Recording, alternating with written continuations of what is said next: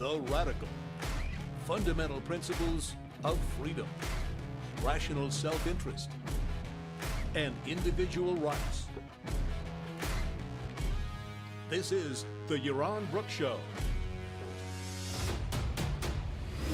All right, everybody, welcome to Yaron Brook Show on this Wednesday, June 26th. I hope everybody's having a fantastic week so far and ready for another episode of the show. We'll be starting out with our news roundup, and then we'll be devoting some time towards the end of the show to a discussion of the Ten Commandments, which came up yesterday or Monday, I can't remember. But I thought maybe we could spend a little bit more time. And there's a good essay by Harry Binswanger that I thought we could at least help us get us started on a discussion about the Ten Commandments. All right, let's see. Let us start. Well, we'll start with the disappointment of the day. I mean, in a horrible ruling, a really horrible ruling from the Supreme Court today. God. So the Supreme Court sided with the Biden administration in the dispute between the case where, state governments, Republican states, sued the federal government to combat the influence of the federal government over social media, particularly during COVID, but in elections, but generally more broadly, the ability of the federal government to go and kind of harass and jawbone and influence and encourage and do everything short of outright explicitly threaten the social media to do particular things. Anyway, the Supreme Court ruled that they're not going to decide the case. In other words, the Supreme Court ruled that the states and the 4 individual citizens who brought the suit had no standing, and therefore they threw it out. This is an awful case. I mean, this is also decided, by the way, by 63 votes, 6-3, and it really is awful because it basically is suggesting that an individual cannot sue when an entity that he is using, something like social media, is being threatened by the government and is being silenced by the government. Now, maybe the social media companies themselves have standing, but the social media are not going to sue because the social media are exactly in the position of being threatened by the government. So who exactly is going to sue on behalf of the media here to protect it? Now, in the past, I guess, journalism cases, the New York Times and newspapers themselves sued, and I guess that's what the Supreme Court wants to see. But here was a real opportunity for the Supreme Court to discuss the separation of state from media, to discuss the encroachment of the government into social media, and to demand that government get out of the business of telling the media what was information, what's misinformation. And they basically punted on it. They basically said, no, we're not going to intervene here. We're not going to have an opinion here because there's no standing.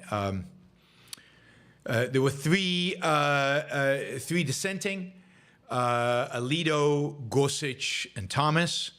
Alito wrote in the dissent, and he basically accused the majority of skirting this issue and not wanting to take a stand on this issue, an issue of censorship, an issue of the First Amendment, an issue that is crucial to the protection of free speech in America. So, sometimes, often, I guess, we hope that the Supreme Court will rein things in and bring a little bit of sanity to our out-of-control government, and often the Supreme Court disappoints. Sometimes it does more than disappoint. Sometimes it actually destroys individual rights, like it did with Hobbes by repealing Roe versus Wade. But here, they had a real opportunity to define and make clear a crucial First Amendment issue, and they basically punted on it. They said nothing on it. So it is a shame. We will see what happens next. There are other social media and free speech decisions coming. The laws in Florida and Texas, which restrict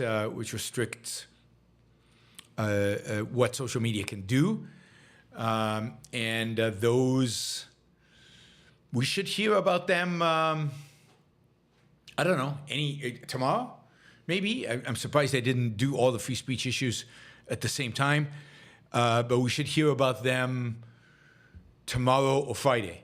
Maybe next week, but you'd think that by the 4th of July they'll be done, but it's hard to tell. The court, clearly Supreme Court is way behind. It still has, I think, 13 cases still to decide, so maybe it spills over into the second week in July at this rate. So this was the only two cases decided today. The second one seemed like a pretty trivial case, so I ignored it. But we will follow. We'll try to follow and give you info on the on others. All right. Some good news on the. Good news on the political front. Jamal Bowman, one of the squad, one of the far left candidates, one of the far left congressmen who is in Congress, and a Hamas supporter, a denier that Hamas terrorists raped Israeli women, and somebody who pushed 9/11 conspiracy theories, and generally way out there on the crazy left. Jamal Bowman lost yesterday in a Democratic primary in New York's 16th Congressional District. He got the support of AOC. He had the support of many of the progressive movement. But he was opposed by the Jewish community, including by AIPAC, the big American Israel Public Affairs Committee, which spent $15 million on the race. It turns out that this race between Jamal Bowman and George Latimer, it was the most expensive House race ever. And the money, I think, was dramatically in favor of Latimer. But I think you'll all be happy to know that we have one less squad member, one less far left member of Congress. Latimer is a Democrat, but a moderate, and is on an issue I think that a lot of people voted on, explicitly pro-Israeli, Israel moderate. He is, he is not one of these crazy far left, and he's certainly not a supporter of Hamas. So we'll see. Now there's a general election. He'll run against a Democrat, but he's, against a Republican, but he's pretty certain to win. It's a pretty deep blue district. It stretches from the Bronx all the way into northern New York City suburbs, and is about between 9 to 10% Jewish. So it's not the Jewishness, I think, that swayed this vote completely. It is the fact that people, as I keep saying, as I keep telling you, as I keep repeating, people are not supportive, are not sympathetic, are not positive about the far left. They reject the far left agenda. They don't have anything to do with the far left agenda. And whenever it really comes up in an election, when it really is in front of them what it is that the far left stands for, in most places they're voted out of power. So good news, I think, on the electoral front that Bowman is out, and he was big on Black Lives Matter, and Again, part of the squad with AOC and the others. And a big, Elizabeth Warren is a big supporter of his. So seeing him kicked out is cool. So, and it was a big margin. It wasn't, I don't have the exact number here, but it wasn't by a small margin. He was defeated. He was crushed. It wasn't close. And again, good news to get rid of the far left, crazy left anytime. Defeating them is a good idea. Let's see. What am I doing? What's that? If we're talking about elections, and the November is fast coming. It's going to be here any day. You guys are going to have to vote or not, as the case may be. But this is the kind of time of year where you start getting a lot of polls, a lot of speculations, a lot of models, a lot of predictions, all of that. Somebody I've been following for a long time, and I think one of the best analysts of data out there, and I know you'll say he's been wrong, but part of statistics is you're not always right. If you were always right, then the probabilities would always be 100%. But one of the best modelers out there of these kind of things is Nate Silver. Nate Silver is, used to be at 858 or whatever it's called. He sold that. He's worked at the New York Times. He's no longer there. Anyway, he's got his own. I think now Substack, and he has just run his model for the U.S. election. His new model. It was done, he says, on Sunday night, so a few nights ago. And what the model shows, what Nate Silver's model at least shows, is that Trump is doing better than expected. That right now Trump is favored to win the election. That the Electoral College is right now clearly in Trump's favor. This is in spite of the fact that the incumbent usually wins when the economy is decent, and in spite of the fact that Pennsylvania, Michigan, and Wisconsin show a toss-up, and therefore you could argue the Electoral College is a toss-up. In spite of all of that, if you had a bet right now, Trump looks like he is the one, he is in the lead and is winning, after you make all the adjustments and you take into account RFK and you take all these things into account. It does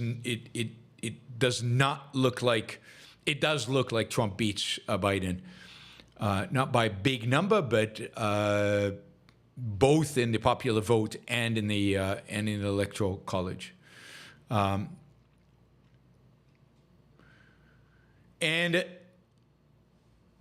Right. So, as we know, the Electoral College is often has a different result than a popular vote. It's not crazy to think that Biden could still win the popular vote, but it's becoming harder and harder for Biden to try to win the Electoral College. He is way behind Trump in Georgia, Arizona, and Nevada, where he trails him badly. So he'll need to win Michigan, Wisconsin, and Pennsylvania. He'll have to win all three of those in order to overcome the fact that he's losing Georgia, Arizona, and Nevada, which again looks unlikely. So it does look like, at least if nothing changes, and everything could change, right? We've got a debate in a couple of days. Biden could drop out. Somebody could have a heart attack. Who knows what could happen, right? A million things could happen between now and the election. But as of right now, at least he's not a pollster, but at least our data analyst, Nate Silver, who I will watch, I will track through the election, as I have in previous elections, is right now predicting a Trump victory, even if it's by a small margin. So there you have it. That is the latest from, and we're going to see more and more of this, right? We're going to see more and more people speculating and people looking at polls and people looking at different statistical models to try to predict who the winner is. A lot of it is at stake, and of course, we know kind of the uncertainty that's involved, and everybody will want to have a piece of it. All right. Let's see some other stuff in the news. UNRWA. Remember UNRWA, the UN, United Nations Relief and Works Agency for Palestinian Refugees in the Near East. UNRWA. This is the refugee agency that only does Palestinians. It doesn't do anybody else. It is 100% focused on Palestinians. It is, there's another refugee agency that the UN has that handles refugees from all other countries. Those refugees are usually resettled. Those refugees usually cannot be refugees after a generation or two. Here we have a refugee agency that does not resettle, is still demanding that the refugees return to the land from which they left, and they now on third or fourth generation away from the original refugees, and yet they continue to be viewed as refugees. UNRWA also, so one it is by its very nature not a refugee agency. It is an agency for the preservation of a fantasy that some Palestinians have about going back to their homes, which will never happen. Anyway, so that's what UNRWA is. And then, of course, UNRWA, because of this, because it's so entrenched within the Palestinians, is a massively pro-Palestinian, and not just pro-Palestinian in the sense of helping them out humanitarianly, but UNRWA, as we know, has been involved in, some of its members were involved in the October 7th massacre. In terms of participants, not just involved, but participants, we know that the money UNRWA has put into the Palestinian cause all these years, much of it is gone for building weapon systems and tunnels and all kinds of other things, so that basically this is an agency that goes hand in hand, a facilitator of Hamas, a facilitator of terrorism, and even more importantly, as I said earlier, a facilitator of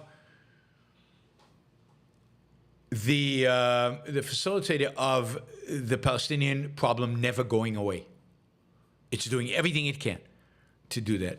You remember a few months ago, UNRWA was defunded. A bunch of countries defunded it. Most European countries defunded it.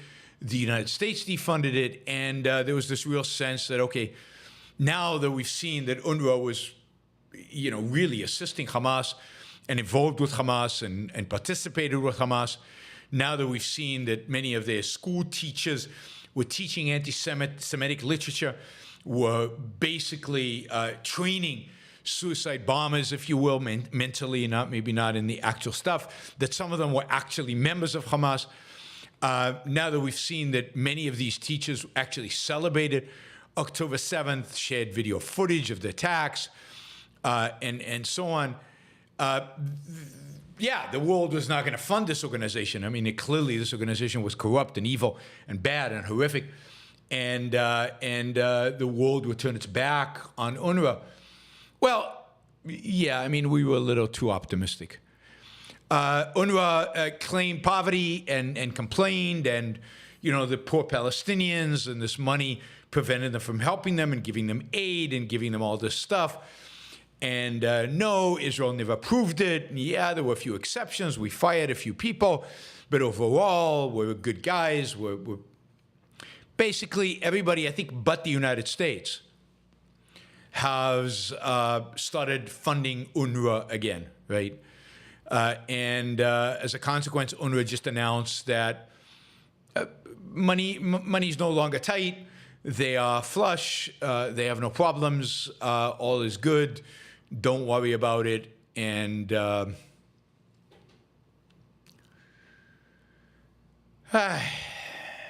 so there we go. Altruism works its magic again. You show people suffering and starvation and problems. They ignore rape and torture and murder and all of that. and you know, they send their money over anyway. Yeah, in spite of the fact that none of this was new, these facts about UNRWA have been known for a long time. You know, Trump, I think, defunded UNRWA at some point. Biden refunded it. Europe has been funding it forever. Everybody, again, stopped funding it a few months ago, and now everybody's back except the Biden administration, which is still boycotting them. But who knows for how long, right? So UNRWA, yeah, I mean, UNRWA has said that, you know, even Arab countries pulled their money away a few months ago, and now they're all pouring the money back in.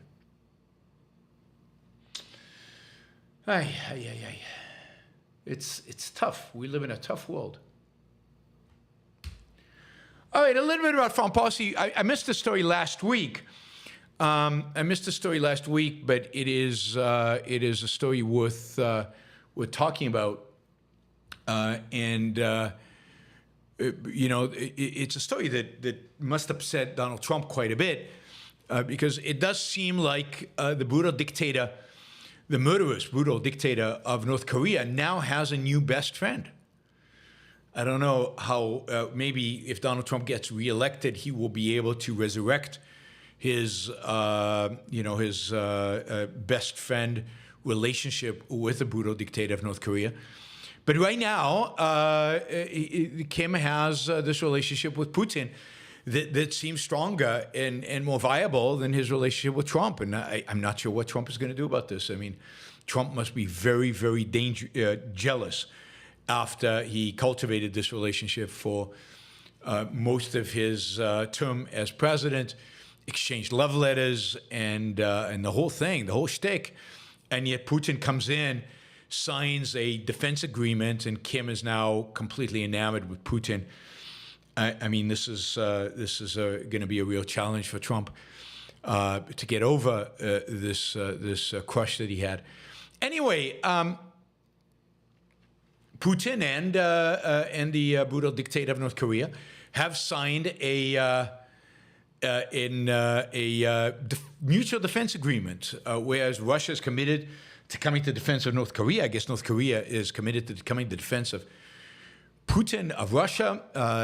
As we know, the North Koreans are supplying Russia with artillery and with ammunition for their fight in Ukraine. This bolsters, I think, the North Korean defenses vis-a-vis South Korea, although not by much. It's hard to believe that Putin would risk a war with the West over North Korea, but it is kind of a symbolic gesture, solidifying the axis of evil, the new axis of evil of you know, Russia, North Korea, Iran, and China. We all know who the real heavyweight in this axis is, and that is the Chinese. They're the only ones who have any money. They're the only ones who have any kind of meaningful economy. They're the only ones who can actually bankroll this new alliance. But I think the Chinese are enjoying, in a sense, sitting back and watching the Iran and Russia kind of weigh down the West.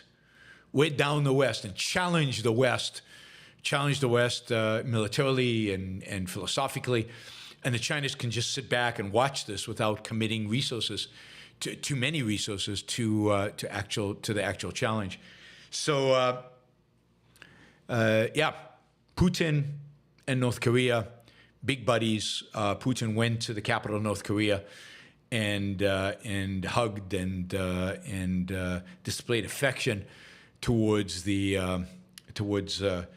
Donald Trump's former boyfriend. So yeah, we'll see how that plays out with Donald Trump's second term that Nate Silver is now predicting. You probably heard that there's a lot of demonstrations. 22 demonstrators were actually killed in Kenya.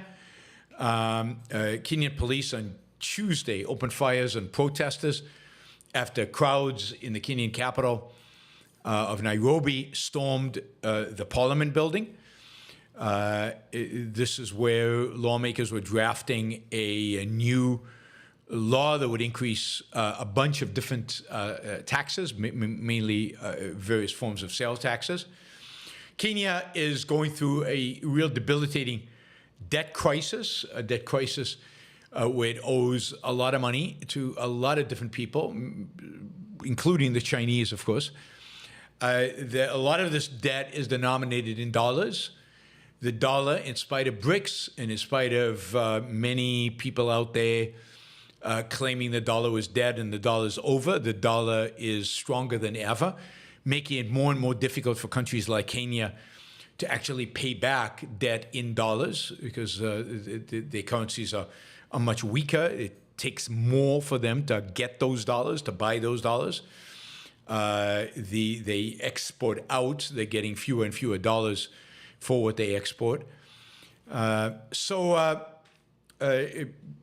the government in Kenya has decided to significantly raise taxes on a variety of different goods that people buy in order to fund the repayment of the debt. This has led young people primarily, so this is primarily demonstrations of college students, high school students, but just young people in generally, to go onto the streets and demonstrate against this, against the tax increase. They're saying they're struggling anyway, and now you want to make it much more difficult for us, much harder for us to survive.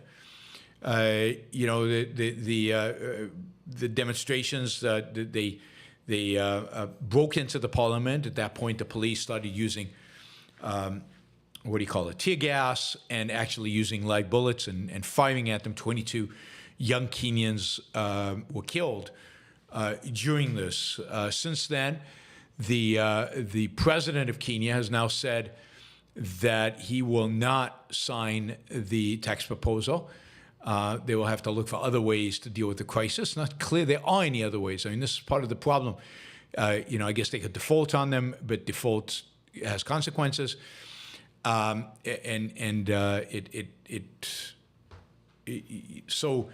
I just give you a sense of the kind of taxes that we're talking about. They introduced a 16% sales tax on bread, 25% duty on cooking oil. You know, there's a charge on products that contribute to waste and harm the environment, right? So they use this as a gimmick, right? So both it's environmental policy and we get more revenue to pay off our debt. You know, this is what happens when countries get into a position where they,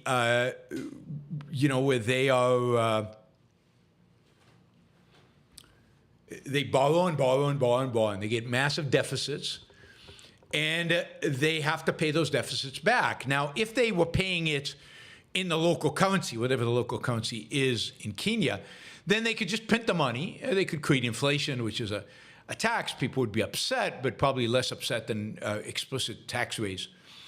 That's what the United States could do if the United States ever decided that it wants to pay its debt back.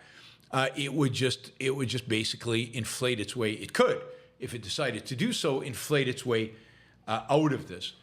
But in the case of Kenya, they can't. A lot of the debt, even though they have their own currency, a lot of the debt is denominated in dollars. And the reason the debt is denominated in dollars is because that's the only terms by which people would lend the money.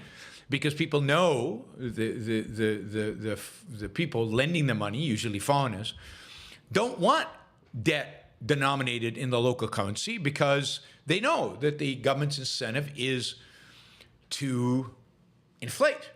And then whatever local currency they get back in return, payment of that debt will be significantly less valuable. So what you would do as a bondholder, if somebody's selling your bond in a local currency, I either want it in dollars or I'm going to charge you a much, much, much, much higher interest rates.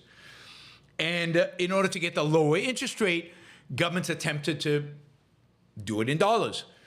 And then if the dollar gets stronger, or if they have problems because they don't have enough revenue to pay off the debt, they can't pay. And that's what's going on in Kenya. Kenya is not the only country.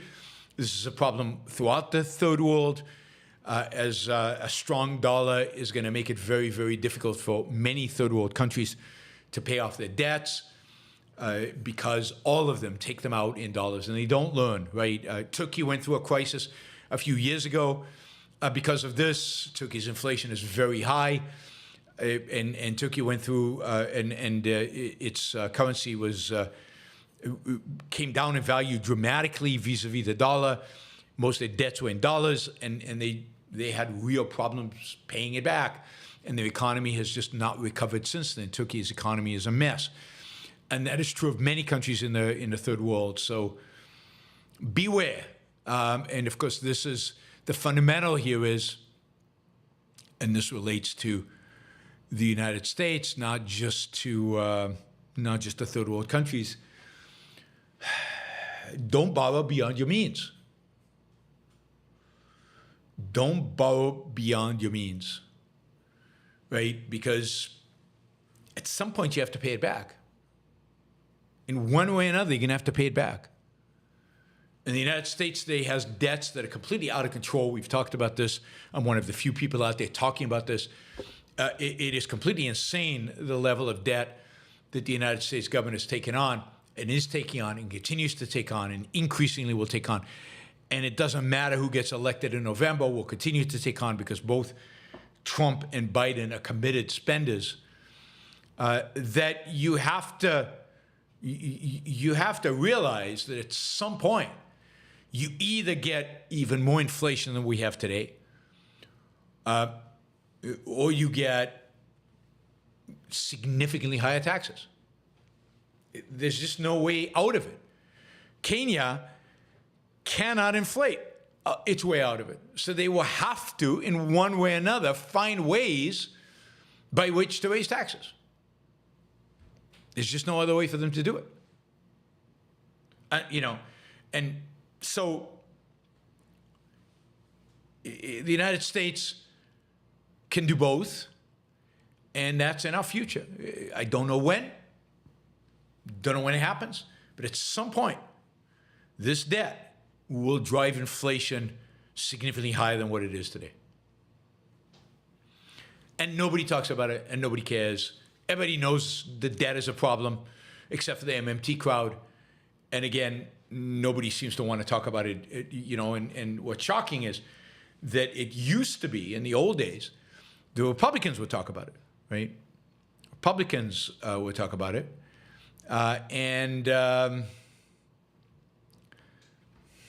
Those days are long gone. The idea of Republicans being fiscally conservative, or the Republicans being concerned about economic freedom, economic liberty, is unfortunately a significant fantasy. All right, it looks like Michael is trying to single-handedly get us to our fundraising target for the day. I think he just did, basically, or very close to it, with a gazillion super chats at $10 each. So we'll have a lot of super chat questions. So that is going on. Lucinda, thank you for the gift memberships. I thought somebody else bought some gift membership. Ryan, thank you for the sticker. Mary Aline, thank you for the sticker. Mike, thank you for the sticker. And then Lucinda did another gift membership. So I think Lucinda has bought 10 gift memberships. I hope those of you who are getting the gift appreciate that. But Michael has asked, 20 questions, something like that. So we will get to them in a little while. But yeah, more of you should participate. We don't want to leave this all up just to Michael, although I'm happy for Michael to do this. But we've still got a bunch of money to raise, so please consider supporting the show through the super chat. All right, Biden administration is in a quandary. They're in a quandary. On the one hand, Biden, wants oil prices to stay low. He wants prices to stay low because it'll help the economy, because consumers don't like it when oil prices go up, And it's an election year. And in an election year, you want prices low. Now, he's wanted prices to go down throughout his administration to help the economy. But, you know, we're just a few months away from the election, and the last thing Biden wants is a spike in the price of oil at the gas pump for all of you. The reality is, though, that the price of oil is determined on a global market. And that global market is influenced not just by the supply of oil from the United States, but also by the supply of oil from many other countries, including such countries as Russia, Iran, and Venezuela. The Biden administration, on the one hand, wants sanctions and limitations and restrictions on the ability of Russia, Iran, and Venezuela to sell their oil. On the other hand, they don't want restrictions on Russia, Iran, and Venezuela to sell their oil, because by restricting Russia, Venezuela, and Iran from selling their oil, prices will go up.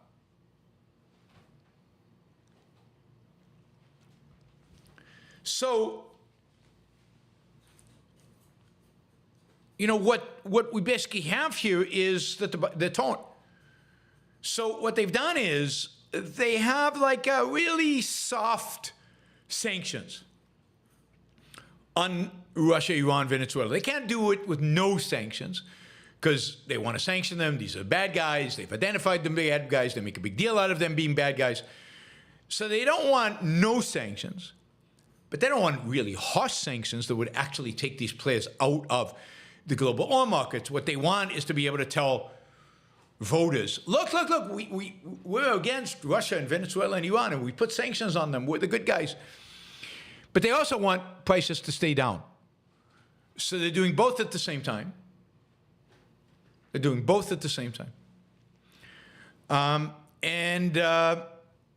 What that means is that, you know, Russia and Iran and Venezuela are going to find ready markets for their oil. I mean, Venezuela it's not producing that much because you know, they can't. They don't have the capacity. Remember, Venezuela has more oil reserves than Saudi Arabia. One thing that's helping the Biden administration is a massive new, and maybe it won't help Biden, maybe it's more likely to help the next president, maybe it'll be Biden, probably Trump.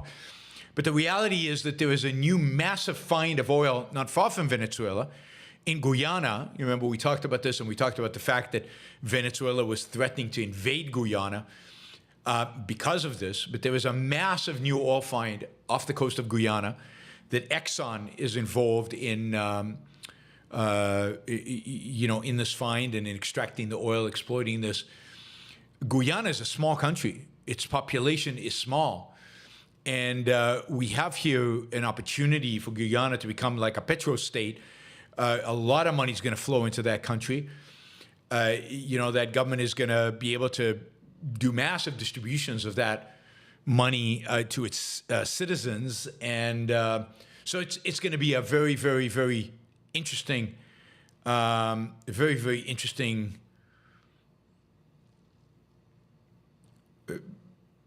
future for Guyana. If you're not a Guyanan citizen, maybe you should become. It's not a bad time to migrate to Guyana, assuming no war with Venezuela. But it does look like the United States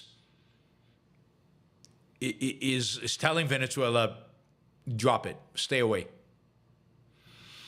So anyway, Biden administration, soft sanctions. Don't believe when they tell you they've actually sanctioned Russia, Iran, or Venezuela. They're doing nothing of the sort. It's pretty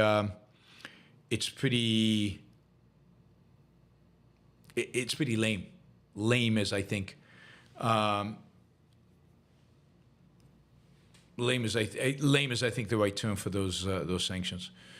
I think I proposed at some point that what the United States should do, I think I read this somewhere, what the United States should do is what Biden should do if he really cared about oil prices, is not sanction the Russians, Iranians, and Venezuelans, but open the American spigots, encourage American industry to go out and drill, baby, drill, and flood the market with oil.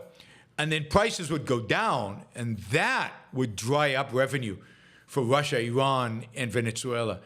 in a way that the sanctions do not, right? Now, why American companies would want to drill, baby, drill if oil prices are down is a separate question. You know, you could subsidize them, for example, if there was a foreign policy priority. I'm not advocating for that. But the reality is that these sanction regimes are ridiculous. And putting Venezuela in the same category as Russia and certainly Iran is absurd. Iran is an enemy of the United States. Venezuela is just a rotten country. It's just an evil country. It's not an enemy of the U.S. Why do we have sanctions on Venezuela? It's not like Venezuela is barred from the international oil market. It's not like Venezuela doesn't sell oil in the global markets. It does. We should, you know, if Venezuela is an enemy, it's the same with Cuba. Cuba and Venezuela are not enemies of the United States. They're just rotten, horrible countries. And we should identify them as such. And tell our companies and citizens, if you go there, you're on your own. We can't protect you. These are horrible countries. We advise you not to deal with them. But if an oil company wants to go do business in Venezuela, shareholders should be upset. And if they get into trouble, they shouldn't run to the American government. But it really is their problem. So we need to be, I mean, this is the problem, right? We need a strategy for foreign policy. There's a thought, an actual strategy. And part of that strategy would be define the enemies, define what you do with enemies. That is, I suggest boycott them.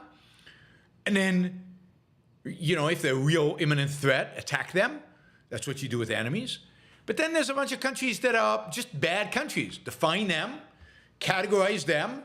And what do you do with them? Well, you basically tell people not to deal with them, but don't bar it, don't ban it, don't make it against the American law. There's no rights violation. There's no reason for you to violate people's rights to do stupid things. It's more about you as an American, you as the government saying, these guys are bad countries. We can't protect you if you do business with these countries. We recommend you stay away from these countries, but you know, you do what you have to do. You do what you think is right. And by the way, we don't have an embassy there, and we don't provide them with foreign aid, and we don't do all the things that you would do with a country that is just a bad country that you want to have. You don't want to have anything productive to do with them. All right. So that is that. Oh, God. I'm just looking at the super chat numbers, and just Michael is just chipping away. Not only at the 1 hour goal, he's already driven us. Now he's got some help from people like Stringer Bell and basically Stringer Bell and Lucinda, and a few others on the smaller side. He's got a little bit of help, but basically Michael set out for that $750 goal, and he's driving towards that. Lucinda is helping there as well. She just did €100. So you know, we are almost at the 750 goal for the whole 3 hours. So now I'm committed to going 3 hours. And there's so many questions. Michael has asked so many questions that it's going to be hard for me not to do that. So Michael says, Super Chat revenue has been low since Ocon. I have to beef it up. I mean, it's been low since Ocon because I don't think you've been on the chat the last couple of shows. So anyway, Michael's driving it, and he's inspiring others, and hopefully inspiring many more, because we've got a hole that we've created since Ocon that we have to fill. So it would be nice if we made not only 750 today, but we start making up for the lag in the previous few shows. So hopefully Michael is serving as an inspiration to the rest of you. Again, Lucinda is doing a great job. Lucinda is doing a great job, and we'll get to that in a minute. We'll get to your questions in a minute. All right, some more electoral news, but this time from Canada. We have a lot of Canadians here, I know.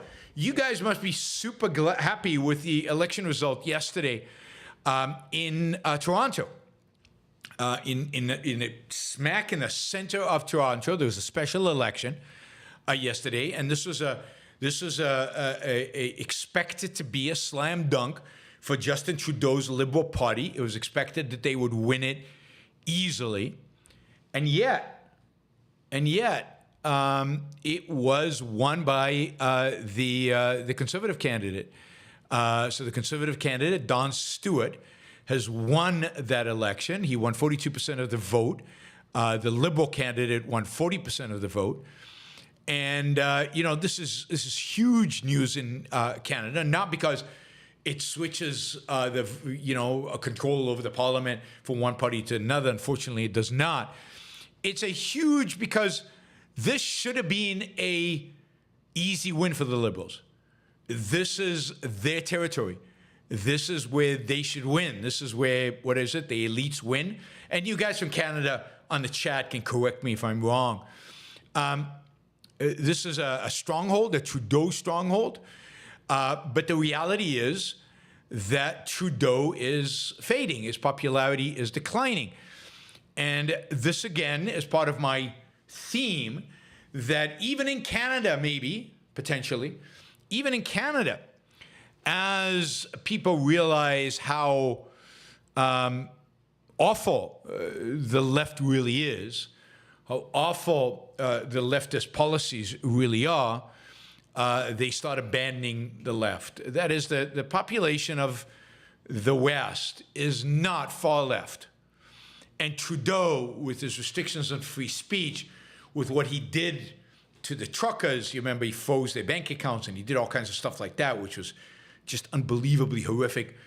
What he did, COVID, I don't know if Canadians remember or care that much about COVID, but all his policies over the last few months is going after Facebook, but really restrictions on, I think, free speech and his ever-increasing state involved in the economy. Canadians seem to be sick and tired of it, his politically correctness, the wokeness, the gender politics that Jordan Peterson has talked about.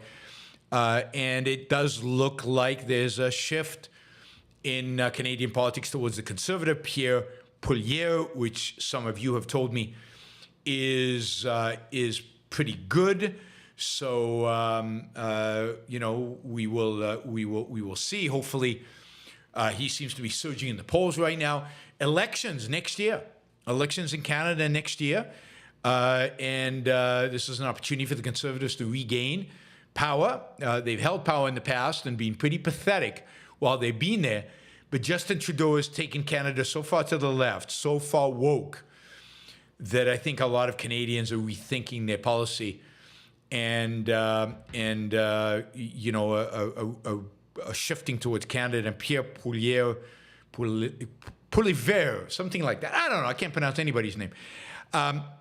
Seems to be more of a classical liberal type, at least more of a classical liberal than MAGA, and more of a classical liberal than many conservatives in the United States. So while he's far from perfect, he is much better, I think, from what I've seen than the far right in Europe, and from the just moronic right of the United States, of Trump's political party. So all the power to the Canadians. Hopefully you can survive another few months or maybe a year of Trudeau and are ready to replace him. There was some talk in the Canadian press following this defeat that Trudeau would step down as leader, but the government has indicated that no, he is going to stay, and nothing's really going to change. So we will see. The rank and file within the Liberal Party are advocating for real changes. They're really afraid of taking massive losses next year in the national election. Whether Trudeau is capable of doing that is hard to tell. And it's certainly the case that he is not going to leave office because of this. So we will see if anything happens. But it's good to see that Canada is shifting, and we're getting some good news from Canada. Over the last few years, all we've gotten is bad news from Canada. Canada's been even more woke than the United States in many respects. All right, so I want to say one more thing about Canada. Yeah, I mean, isn't it sad that the Liberal Party is so leftist in Canada? Liberal used to mean something so much better. Liberal used to mean pro-freedom, pro-liberty. And it still sometimes means that in Europe, not always, but sometimes. And in Canada, it's sad that the Liberal Party has been taken over. And maybe it was a long, long time ago, because it's not like Trudeau's father, who was also part of the Liberal Party, wasn't quite a leftist. So liberal in Europe, some liberals in Europe are still hanging on to the old meaning of liberal. But yeah, I mean, the UK Liberal Party is pathetic, has been for a long time, and now it's completely irrelevant. There's still a liberal cadre of political parties in the European Union that are more along the lines of classical liberals than they are of the left. But in Canada and the United States, particularly in Canada, the United States, the liberals have tried to, the better liberals have tried to regain the term liberal over the last few years, as they have tried to distance themselves from woke, from the far left. But in Canada, it seems like the liberals completely embraced the far left. So that is one difference between the United States and Canada in terms of the use of the word liberal. All right, so this is a story coming out of China. So, I don't know if you know this, but since Deng Xiaoping in China, since the 1980s, the slogan of "Let some people get rich first" was part of the Deng Revolution in China, and the idea that some people are going to become millionaires, and it's okay for them to become millionaires, and it's actually good to become millionaires, was embraced, and luxury stores opened in China, and there was a new growing set of very, very wealthy people in China. This resulted in a lot of kind of ostentatious displays of wealth in China. And this was, again, embraced, up until recently, embraced by the Chinese in the kind of billboards, in the luxury goods stores, in the way the Chinese upper middle class and wealthy dressed, and in what they consumed, fancy cars, the whole thing, the whole gamut of ostentatious displays of wealth. And again, this was embraced by the so-called Chinese Communist Party as a sign of success. We've made some Chinese rich, and making some Chinese rich is a good thing. Well, this is inconsistent with Xi's shared prosperity, which is the new slogan, and the idea that Xi, or common prosperity, I guess he calls it common prosperity campaign, which he launched in 2021, and which has involved slapping down Jack Ma, China's best-known billionaire. It's involved regulating a lot of industry, and in addition, it's now involves a real crackdown on displays of wealth. Particularly, you can see this online with influencers. It used to be that the Chinese were very good at flaunting their wealth and trying to sell luxury goods online, TikTok, and whatever. In recent months, many of these influencers selling or hawking their luxury goods online have seen their social media accounts suspended and shut down. So China is clamping down on a lot of these personalities. There's a woman by the name of Wang Hongqing, something like that, also known as China's Kim Kardashian. that has, they can't walk around with all the clothes and the accessories and the jewelry that they once used to, because they are now being harassed on the streets. State media is encouraging people to harass people and to reduce this visible consumption. A real change in in the attitude in China, which is sad.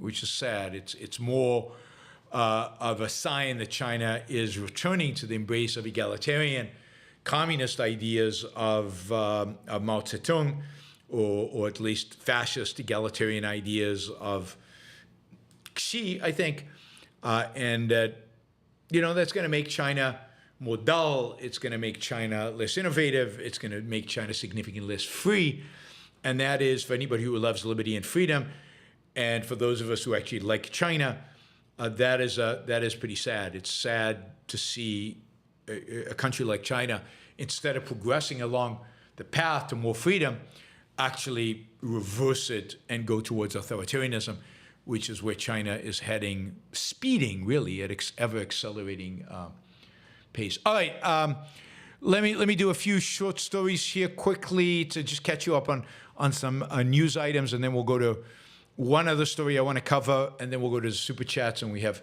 an ever-growing number of those. So keep the super chats coming. We'll go for as long as it takes. Several major record labels, Universal, Sony, and Warner Brothers, have filed a lawsuit against two artificial intelligence startups, Sunu and Udio, that allow users to create music using text prompts. And basically, the music companies are saying, you're training your models on our music. And then that is what makes possible the creation of this new music, call it, that AI produces. This is wrong. We deserve a cut of this. We deserve a cut of any of the music on which you train. And the consequence of this has been, so we'll see what the consequence is. We'll see how these lawsuits pan out. It's going to take years before they play through the courts. But it is interesting because you're going to see lawsuits around everything AI does, because AI is training. For example, the newspapers are going to sue because AI is being trained on newspaper stories and certain websites that maybe charge viewers.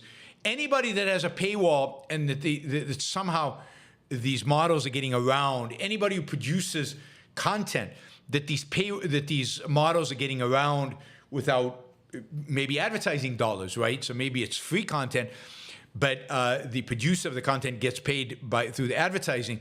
Now AI is taking that business model away.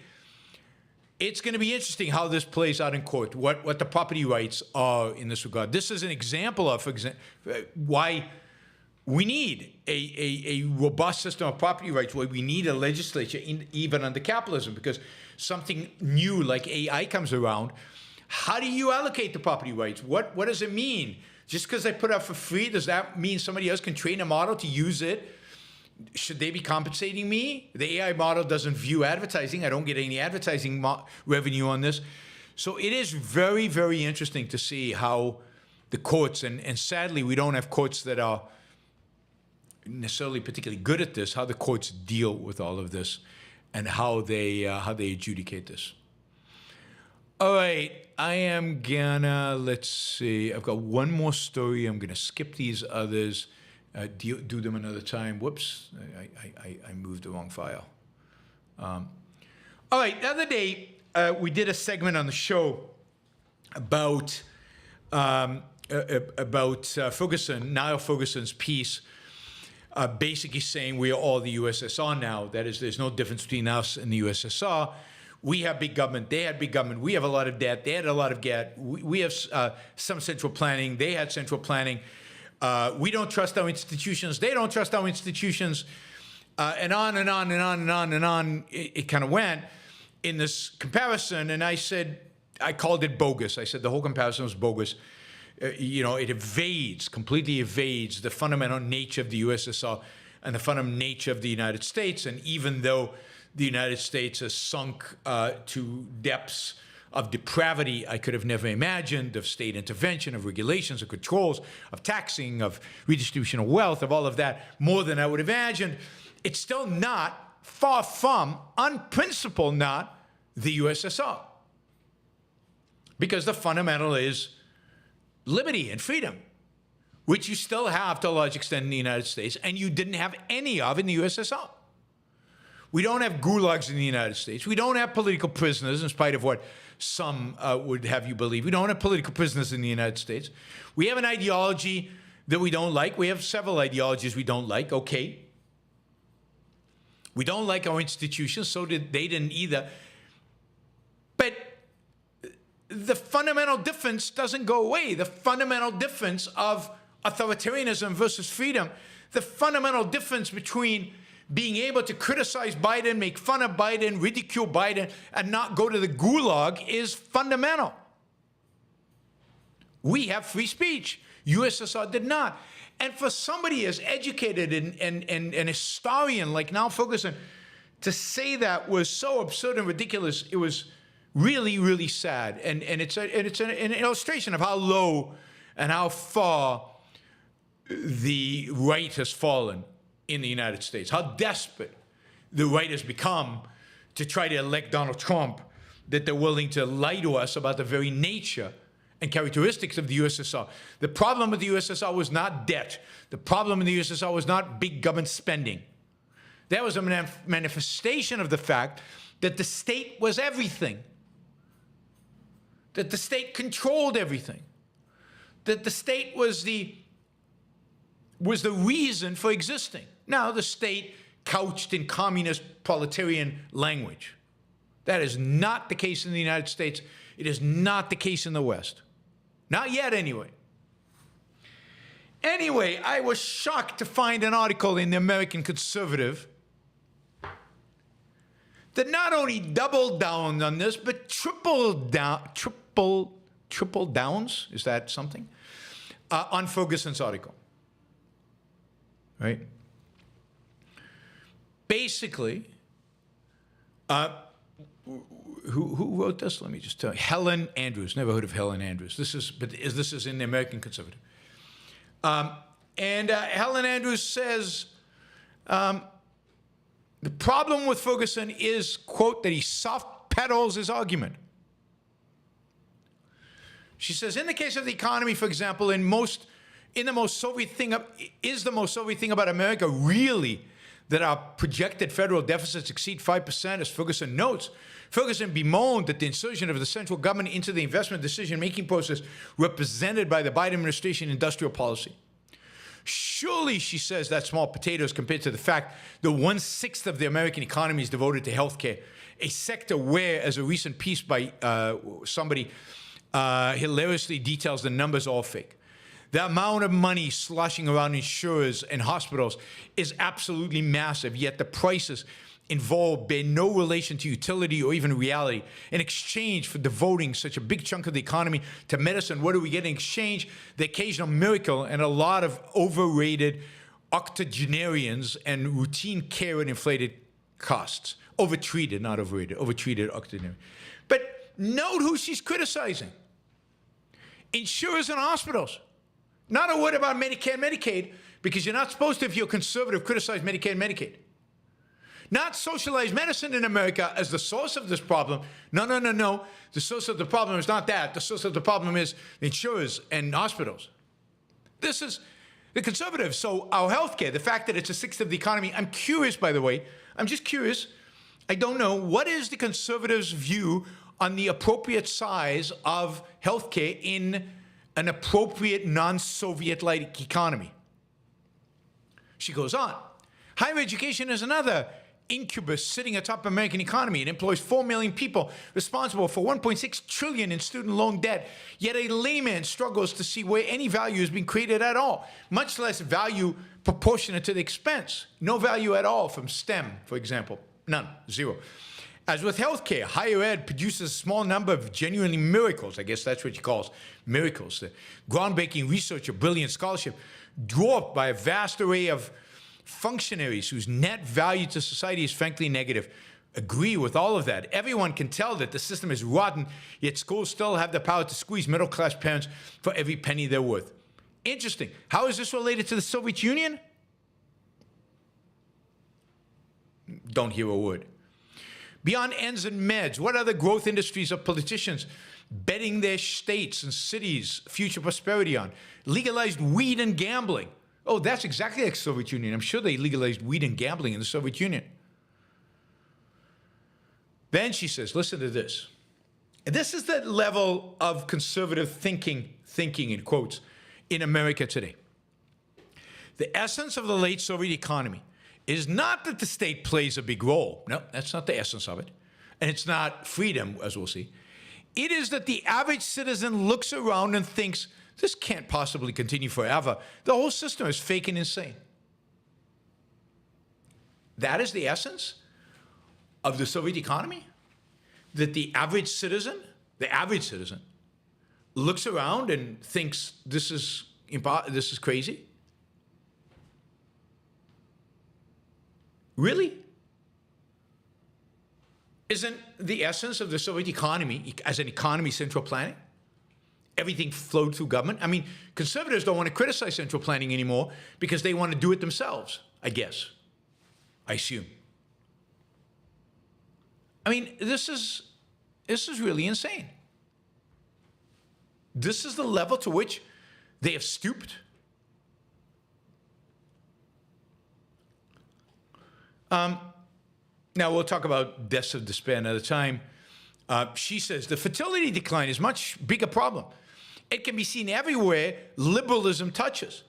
It is apparent, I mean, China. Does liberalism touch China? Oh, maybe if liberalism is the left, China's left. How about South Korea? Liberalism touch South Korea? Japan? Anybody? Japan? Japan, a liberal country in the sense woke? Japan woke? I don't think so. Taiwan?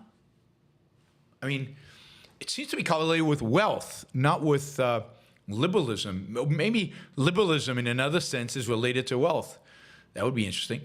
It is apparently a fundamental side effect of our system. It represents a deep nihilism and a desire for oblivion in no less than alcoholism or suicide, and no one has any idea how to fix it. So she says the ideology that propped up late Soviet America, the way communism propped up the USSR, is obviously DEI. Really, is that really propping up America? Is that so pervasive that that is what's propping up America? That's the ideology of America today? Democrats have not swept into power. We don't have one-party rule, which is DEI. It really is astounding. Really is astounding how conservatives have no real clue. No real clue in terms of what the Soviet Union represents, what ideas are actually what constitute ideas, what freedom is, what liberty means. They have no conception of this. The reality is that, yes, America is in deep trouble. Does it help us escape that trouble to think of ourselves as the Soviet Union? I mean, there has to be a better analogy, something more productive than that, to motivate an American Renaissance, an American recovery. But that's what the right has us. I mean, the sane right of Niall Ferguson and the completely insane, crazy right of I guess, the American conservative. This is the conservative movement. This is who we need to help, support, save, whatever. Pretty crazy. Pretty crazy. All right, let's see. All right. That is where we are. That is the news for this Wednesday, June 26th. We will now move to answering your Super Chat questions, of which there are many. So we'll be here answering them for a while. I will start with the $20+ questions. We're almost at the target for the whole show. Would be great to get there and then exceed it. So don't feel bad about asking more questions. Don't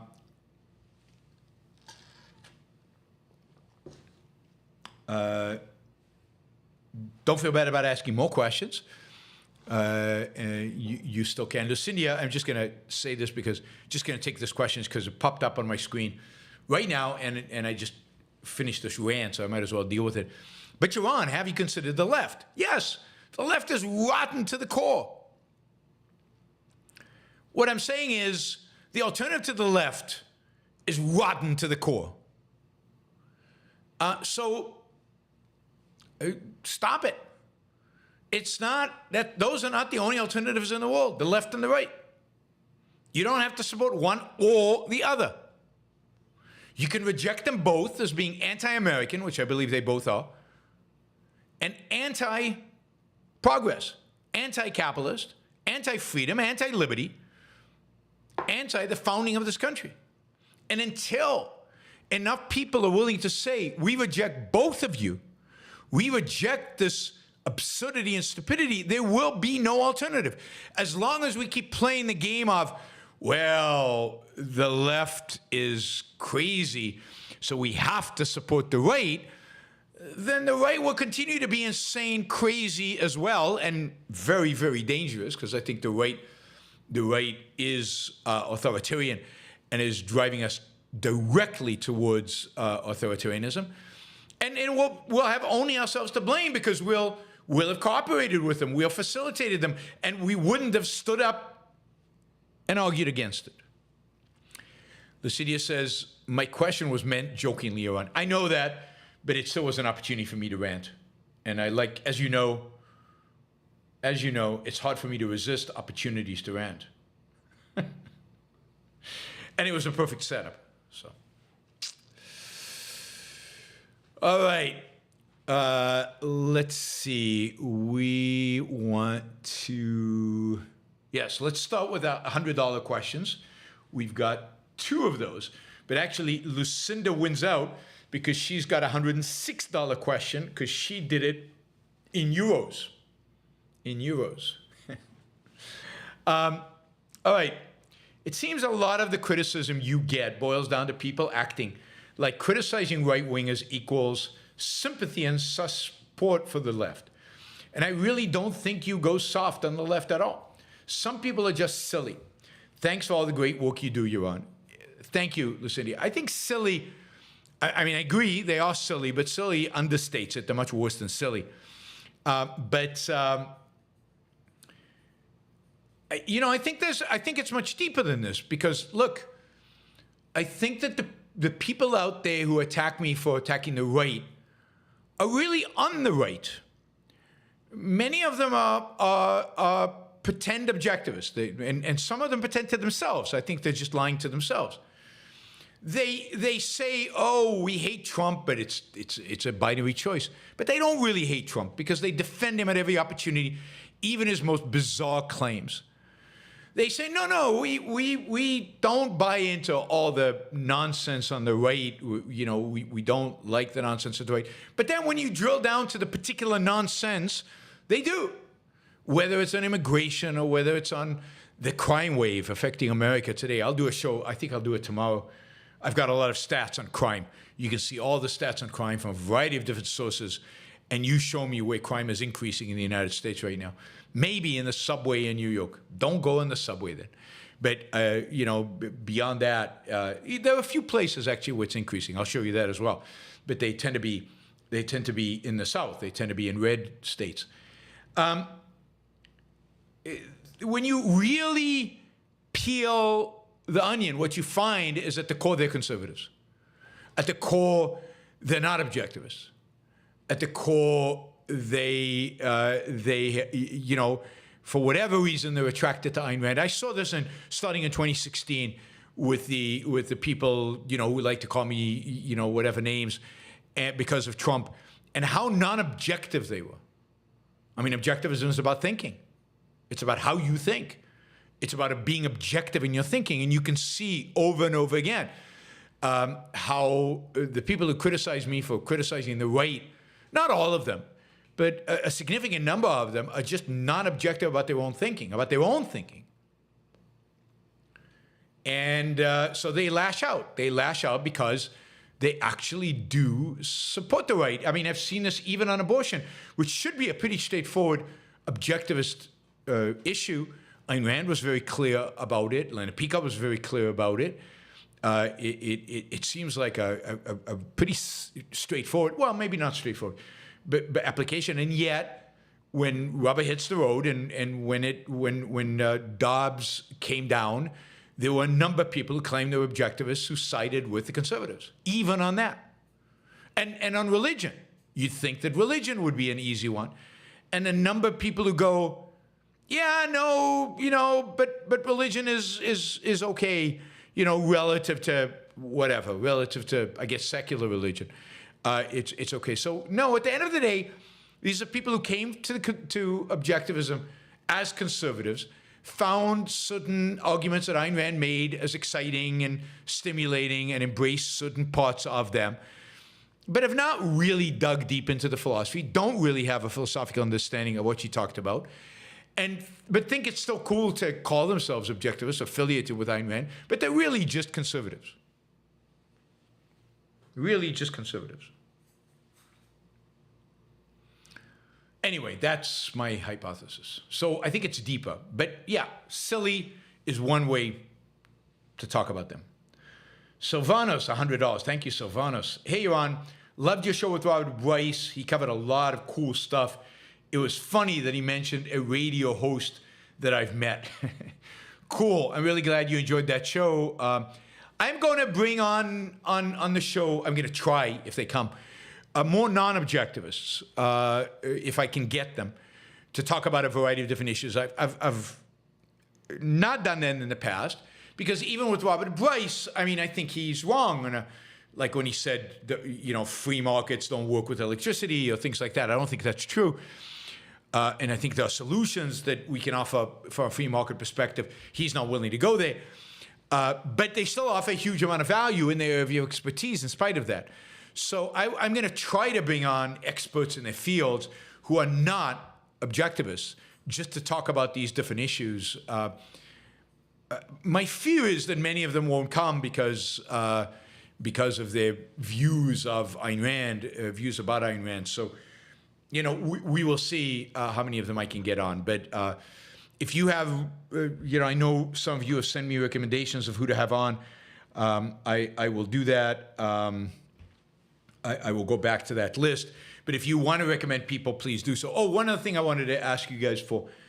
I really appreciate it if you guys would send me, again, short bits from YouTube or Twitter with video, audio to comment on. So things, I mean, ideally it's 2 to 3 minutes. It could be 7 to 10 minutes. Ideally, some commentary from anybody, left or right, that you think it's worth me commenting on. It's really helpful for me to see those. And I don't always take them, but often I do and use them. So please feel free to send them to me. The best way to send them to me is by email, yaron@yaronbrookshow.com.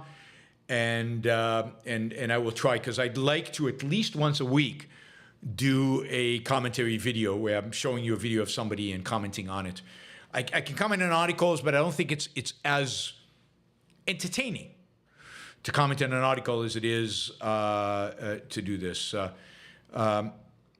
Think about, I'm particularly interested in mainstream people, right? People who are very popular on the left and on the right. That's where I'm particularly interested. So please send me a commentary. Yes, I also should remind you that the Ayn Rand Institute is a sponsor of this show.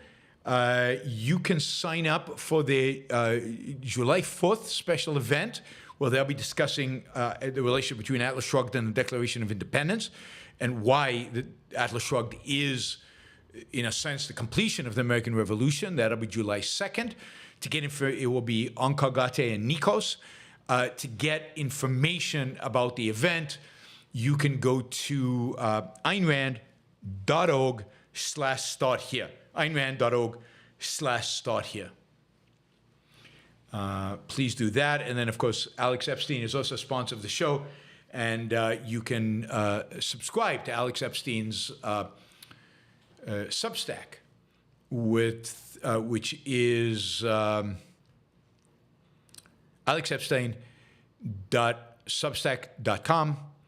And you can get his energy talking points, some of the best, where there's an issue of energy, issue in the press about anything related to energy, climate change, or fossil fuels. Alex will then give you, here are the things you have to hit home to make a effective argument. Alex, of course, has been incredibly influential both in the industry and among politicians with his talking points. You should definitely subscribe. It's interesting, entertaining, and super useful. All right, well, we are at our target for the 3 hours, and we've still got an hour and a half to go. Feel free to keep asking questions. It would be great if we, significantly exceed the target and make up for some of the lackluster fundraising that has been happening since OCON. All right, Michael. Basically, Michael and Lucinda basically done, 80% of everything, I think. Silvanos, of course, did 100, so that's a big chunk. But, yeah. So thank you to those two and to everybody else and to Silvanos. But more of you need to participate. More of you need to come in to the fold. You can do a sticker. You can do $2. You can do $5. You can do $100. You can do whatever you want. But jump in. All right. Michael says, is the basic point of the missing link, this is the article by Ayn Rand, The Missing Link, that the vast majority of people haven't found a need to go from the perceptual level to the conceptual level. They can't identify principles or concept, so they take everything in a case-by-case way. Yeah, I wouldn't put it that way, right? So I don't think that it's an issue of finding a need.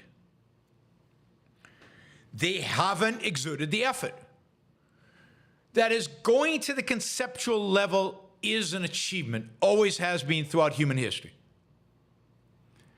And for much of human history, the need to go to the conceptual level wasn't clear. And for much of human history, if you went to the conceptual level, there was a real risk that you would get into trouble with the authorities, with the religious authorities. And I think that for much of human, or the tribal authorities or whatever, or the Soviet authorities. So for much of human history, there's been an incentive to just put your head down, do what's necessary to stay alive, and not think too much. Now that changed with the Enlightenment in the West. Suddenly, we created a conceptual world, a world that elevated reason, that elevated knowledge, and that elevated individual human action based on that reason. And the consequence of that is progress, technology, industrialization, economic growth. That is the result of human beings engaging in conceptual activity and abstract thinking, science, technology, startups, businesses, industrial revolution, great literature, great art. And more people engaged in that. And partially, it was because it was encouraged, whereas in the past, if you'd engaged in, if you'd focused your mind, thought, got up to the abstract level, really considered reality, considered what was going on in the world, you often got a slap in the face. And a lot of people came to the conclusion, no, that I'll just shut down. What's the point? Now, liberty, freedom, free speech, no regulations, no controls, capitalism. But not just capitalism, a philosophy of reason and individualism, which is the basis, of course, of capitalism, made it possible, encouraged, rewarded, incentivized people to think at the conceptual level. But even then, a large number of people could get by, and could get by fairly well in the material realm, by just imitating. by going through the motions of conceptual thinking, but not actually engaging in it. And that is what she's describing. People who are often somewhat successful, who might even rise to conceptual level in some areas of their life, but not in others. Maybe at their work, but not when thinking about politics. Maybe at their work and not thinking about morality or their life or their relationships. And this is the point, reaching the conceptual level that is thinking abstractly and being willing to think deeply about issues is a great achievement. It's an achievement that has been culturally missing for much of human history, but its peaks was culturally more widespread, let's say, in Greece, in Rome, in the Enlightenment, in the Renaissance, the Enlightenment, and in the 19th century. But as the mixed economy grows, as more and more decisions are made for you, as free speech, or at least the culture's attitude towards speech, shrivels the realm of what is possible, the incentives shrink, the motivation shrinks, and people choose not to focus. People choose not to engage that part of their mind that is responsible for the abstract thinking, other than, in a sense, when they have to. So the missing link is all these people out there who still, in vast areas of their life, still at the level of animals. It goes... It's very similar to the people I mentioned before, think of themselves as objectivists, who really just conservatives because they're really just followers. They're really not thinkers. They're not willing to challenge the status quo. They're not willing to stand up to the status quo. They just roll with the status quo.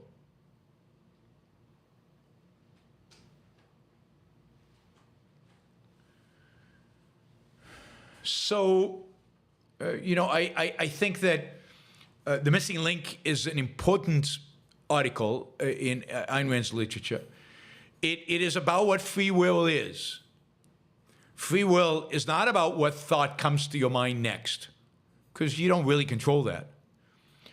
Free will is the choice to focus, the choice to think. And as such,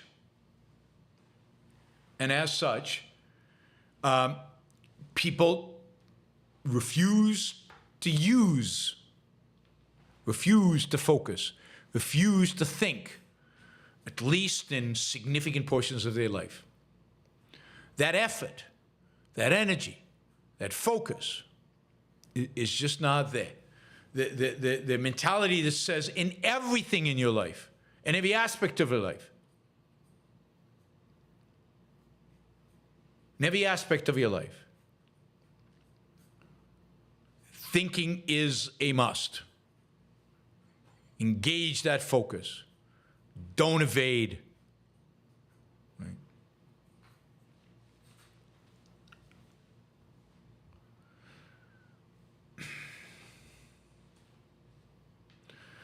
All right.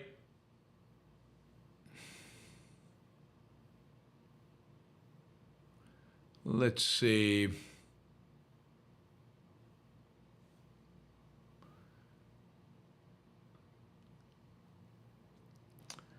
Stringer Bell. Hello, Yaron. Another $50. Thank you, Stringer Bell. Hello, Yaron. During your podcast with Mark Beckman, you basically said that CEOs should push back against Congress. Boeing CEO had a congressional hearing recently. Would you have advised him to do so, given their recent safety quality issues? Well, you have to know when to do it, right? Boeing is in a very weak position to push back against Congress.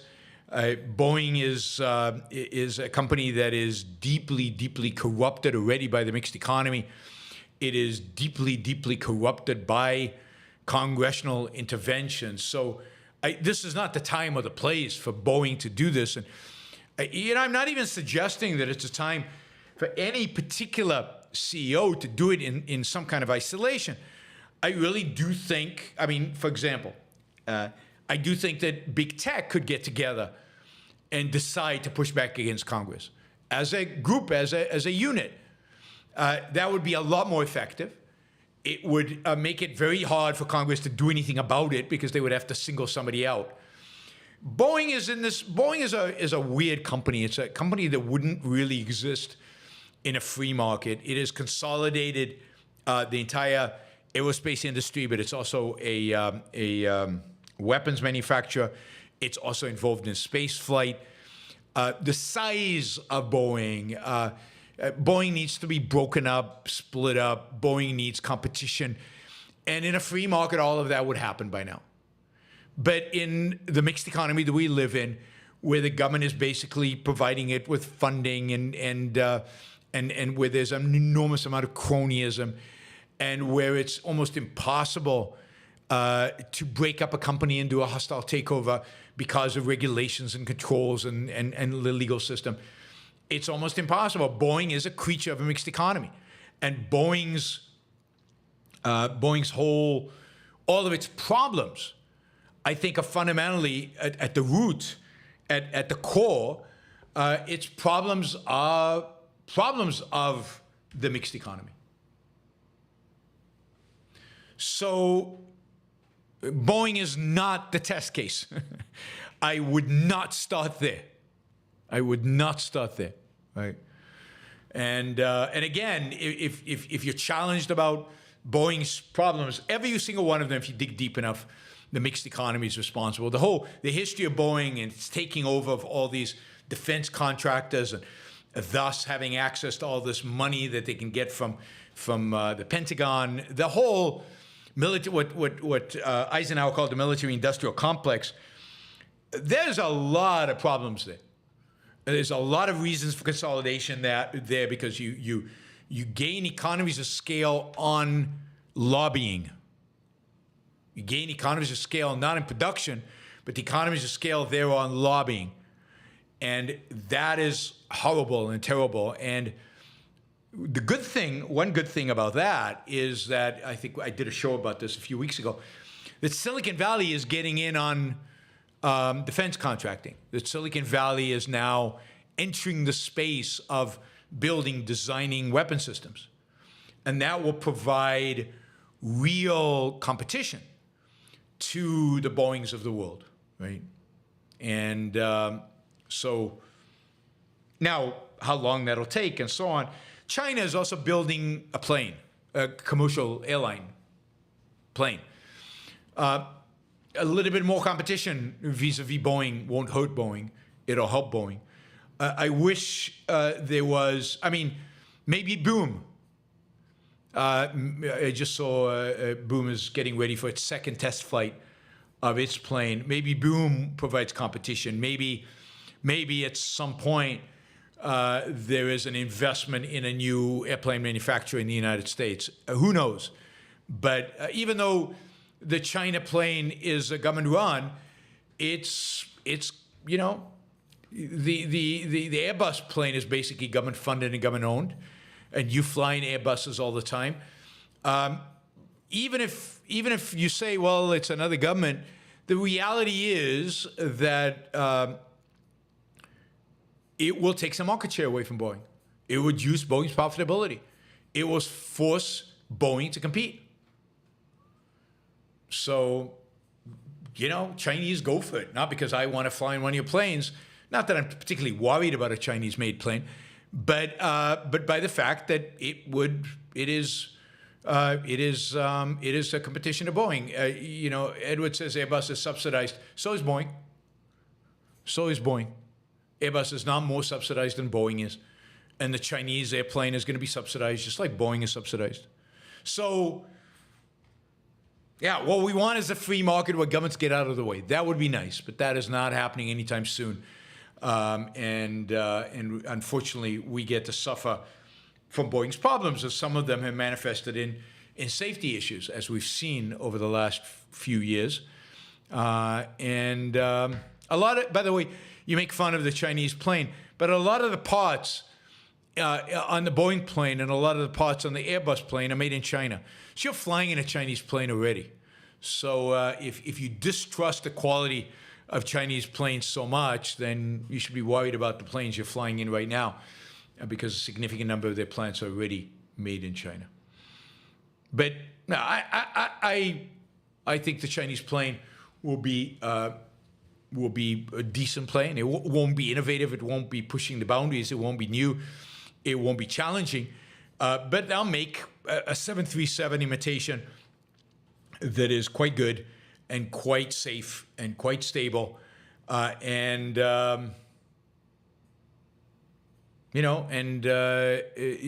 will compete with Boeing.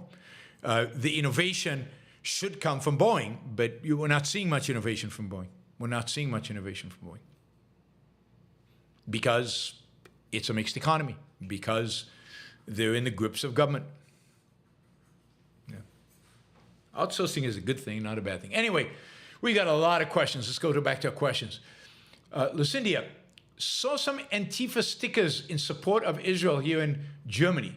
Antifa in support of Israel. That's weird. Maybe some of the radical left still have some brains left. It's probably just a case of the right view for the wrong reasons, though. What are your thoughts? Yeah, I mean, it's definitely the right view for the wrong reasons. The same with AfD is supposed support for Israel. Right view for the wrong reasons. Across, to the extent that there are far left people that support Israel, that's bizarre. It doesn't fit. But there's not that much difference between the far left and the far right, as I've said many, many times over and over again.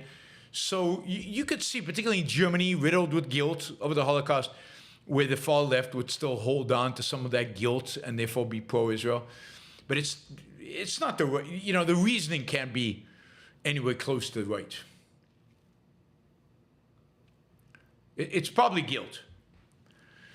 All right, now we're starting on our long list of Michael questions, which are great because he asked a lot of questions. It's good.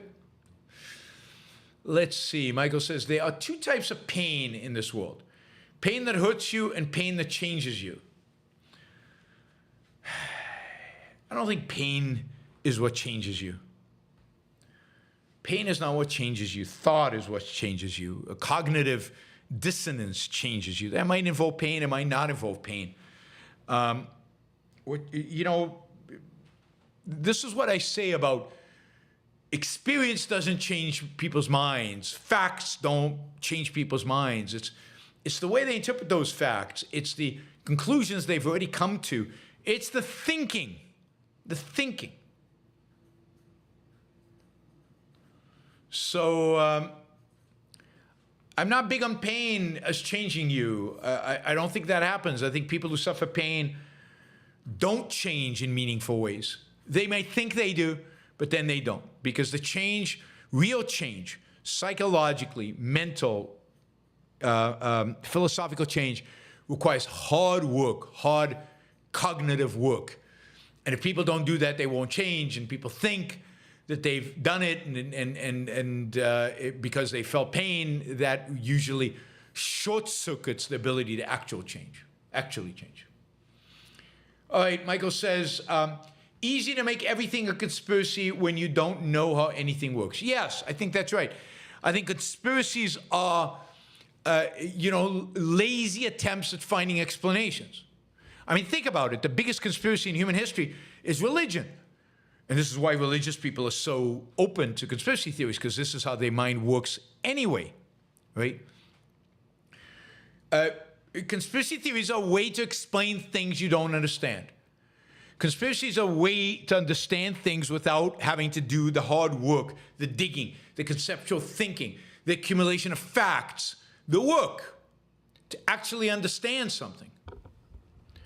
So you come up with God. God explains everything. There you go. That's the biggest conspiracy theory ever. It's devout a fact, and it explains everything. Or you come up with it's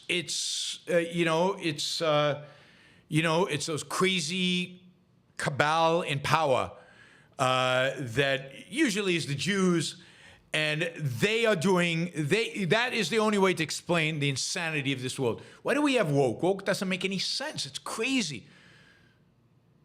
So it must be those Jews.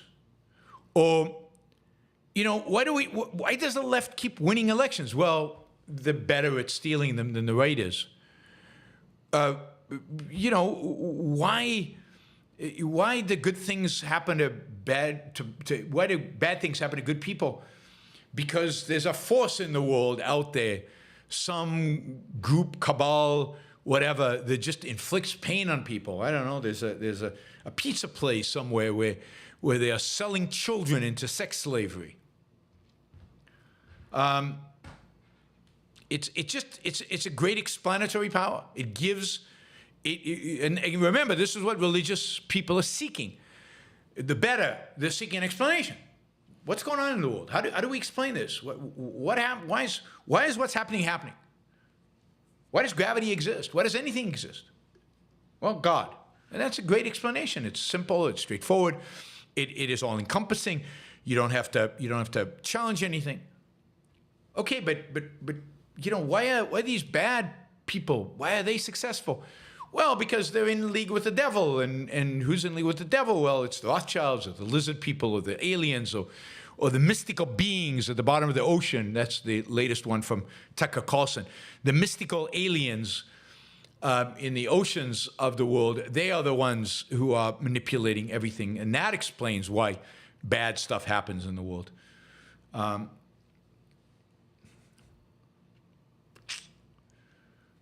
Yeah, so there you go. It's all these conspiracy theories are all there to try to explain something about the world instead of actually doing the thinking, instead of actually doing the detective work, instead of actually doing the fact finding that is responsible for figuring this out, right? And you know, the one thing that is common across conspiracy theories is they reject the role of ideas in history. They reject that ideas shape the world. They reject the idea that what's really moving the world, that's what's really crucial, are ideas. Because, and this goes back to Michael's question from before, because they're not at the conceptual level. Because they reject the conceptual level. And at the perceptual level, you have to have perceptual explanations. Okay, Michael, if there is no intrinsic value to life, does that mean some people's lives are worthless and have no meaning? No, it just means that the value of your life is not independent of you. That is, you have to give value to your life. And value, remember, value in objectivism is always to whom and for what. That's the sense in which it's not intrinsic. It's not a value, your life is not a value to everybody all the time forever. It's not intrinsic. It's in you. It's to whom is it a value? It's the value maybe to you, or maybe to your family, maybe to your parents who love you, maybe to the people you trade with. And it's not a value to all people at the same level, because it depends. So it's to whom, and value for what? Why do they value you? What's the purpose of their valuing? Right? For their own lives, but how do you affect their lives? Well, you affect their lives differently. So the value that they assign to you is going to be different. So there is no such thing as intrinsic value, because there is no such thing as value in and of itself, something that is a value in and of itself. All value is contextual. All value is for whom? There has to be a valuer. And for what? There has to be a purpose. There has to be something to be gained. And so life in and of itself is a value if it's a value. Now, human life is usually a value to the person living it, but if it's not, then it's not. And you don't have a value beyond that, right? You might have a value to other people. They still love you. They still love you. They still like you. They still value you. But But it's not a value in and of itself. If you're on a desert island and life has no value to you at that point, it's just, then your life has no value, period, to anybody. Because there's nobody, assuming, you have nobody who knows you, who likes you, who values you outside. It's always somebody who values.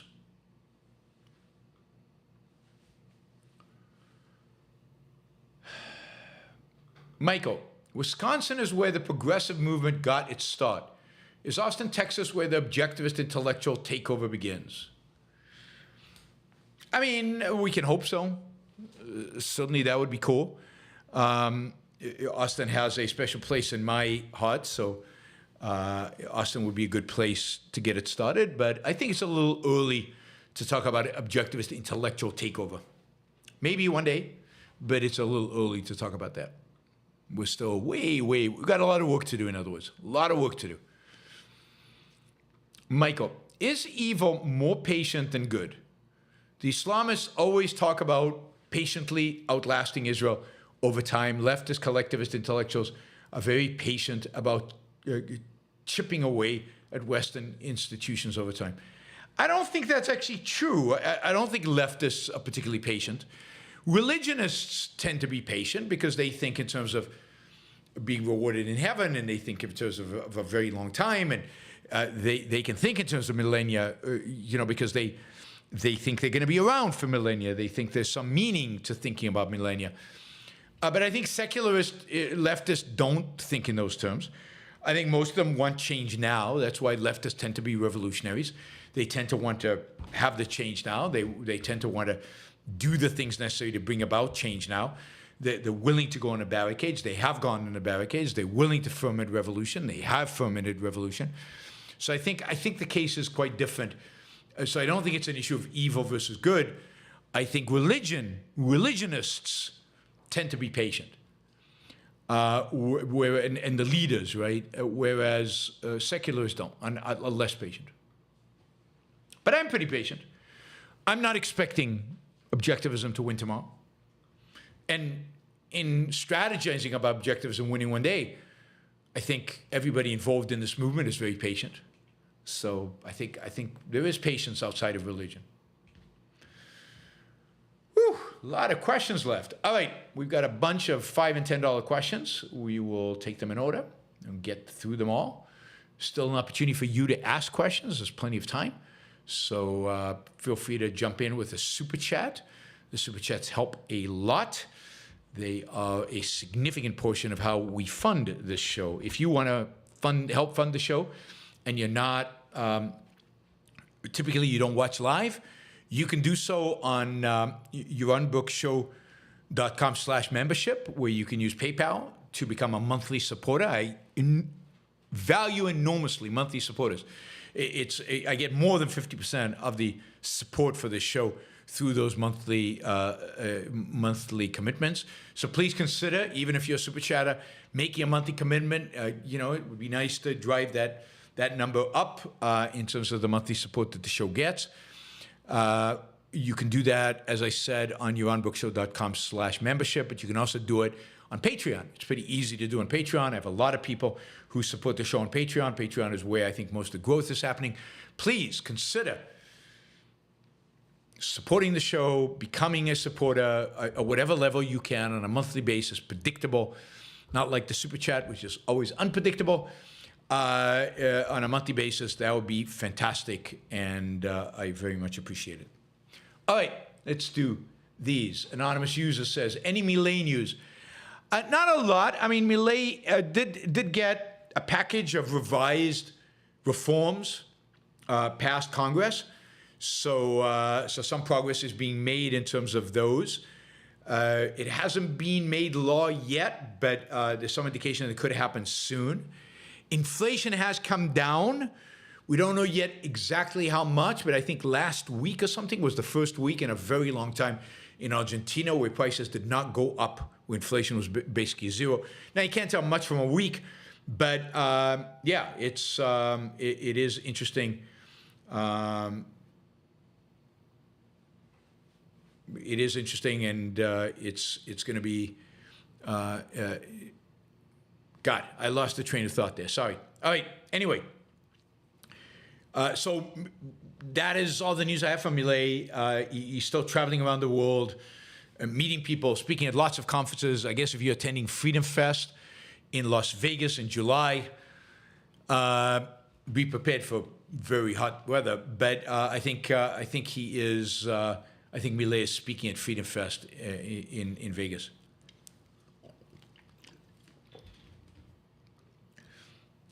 All right, but I will scan the news about Milei, and if there's anything significant, I'll add it to my news updates. Michael, so many, if not most, rich people think life is supposed to be suffering.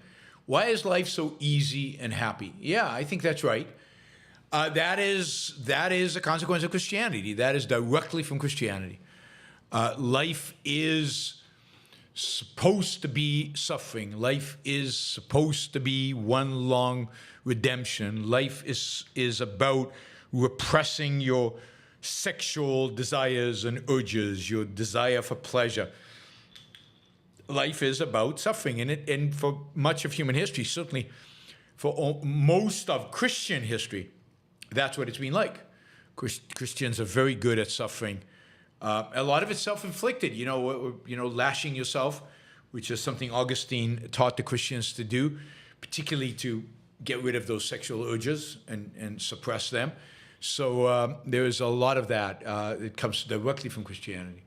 This is why Christianity is the enemy. It is the enemy because it inculcates that type of thinking, that type of mentality in people.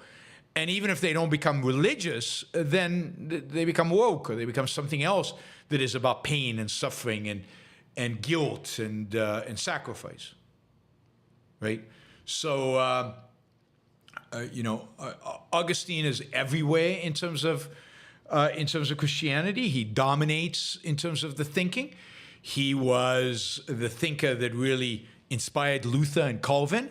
So the whole Protestant movement is fundamentally Augustinian.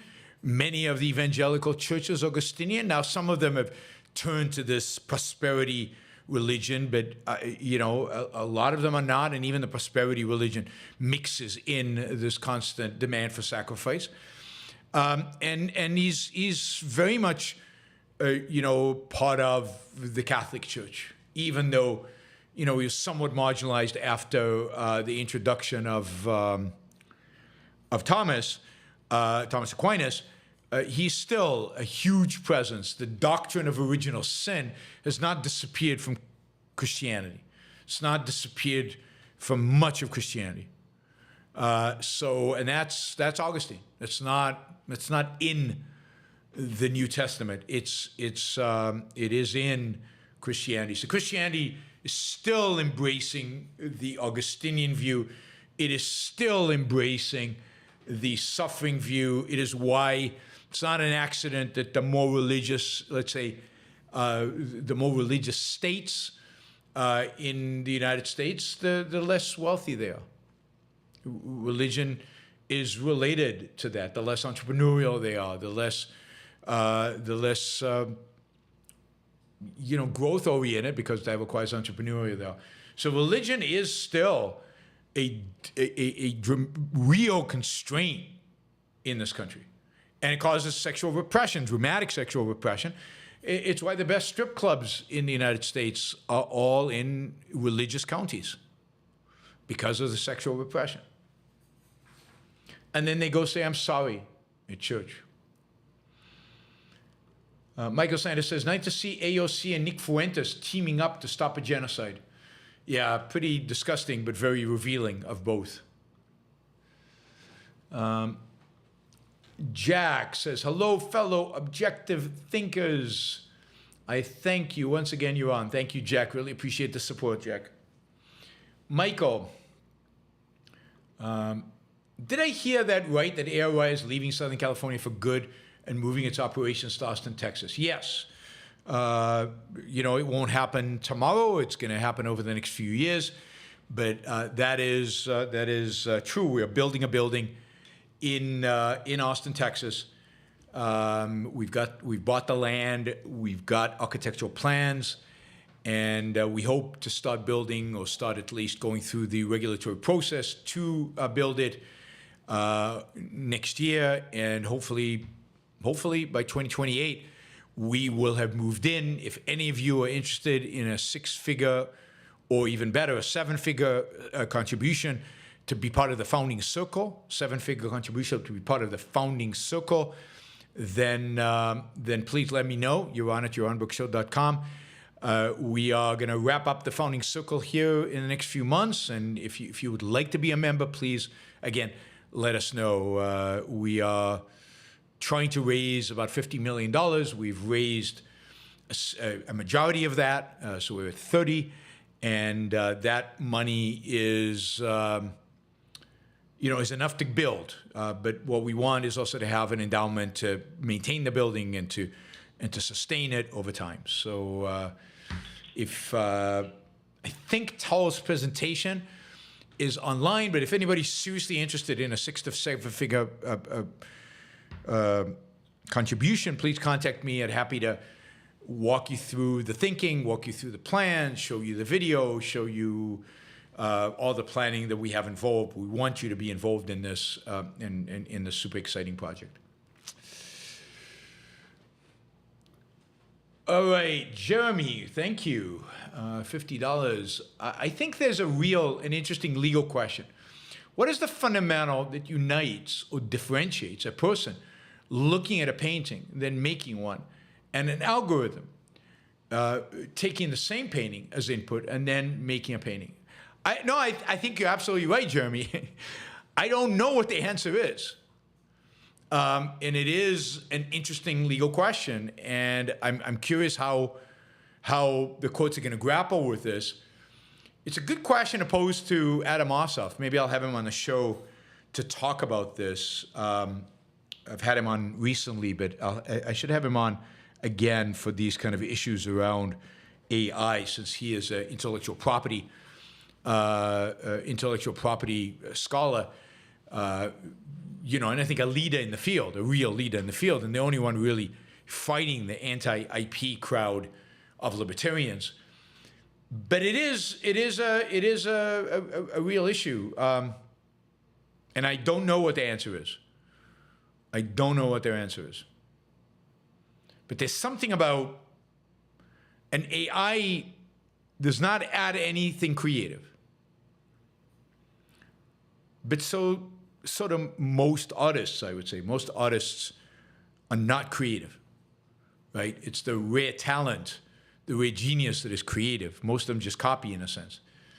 So to what extent is it, can you protect it? To what extent is the AI learning? I don't know. I mean, it's something to really think through. It's a fascinating question. And hopefully legal scholars will be thinking about this and coming up with interesting answers. I am curious what the courts will do with this. It's definitely a legal issue. It's a legal, philosophical issue. So before the courts, we need some basic thinking about this and figure out how to think about it. Something, Adam would be really good at. He's got both a degree in philosophy and in law. Ori says, great to see you at Ocon. I'm really enjoying the discussion of biotech lately. Any plans to have an expert on to discuss it? No plans, but definitely open to that. So it's not clear what you would do, right?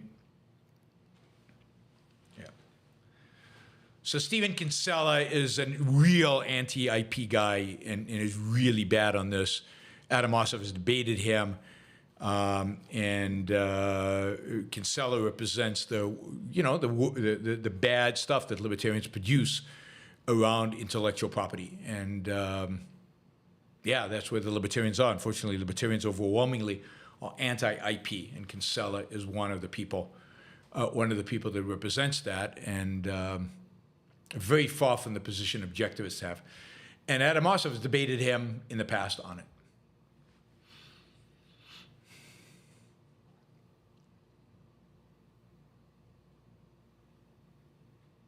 Yeah, Kinsella is definitely anti-IP. I don't know how you bridge that Scarcity is not an issue in economics or in IP. Scarcity has never been the issue around IP. Scarcity is not relevant to the discussion of IP. All right. Michael says, how does it feel to be part of the 0.0001% that's going to change the world?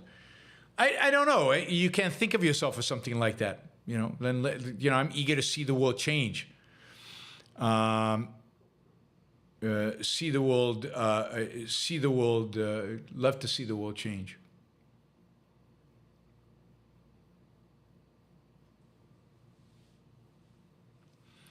Anyway.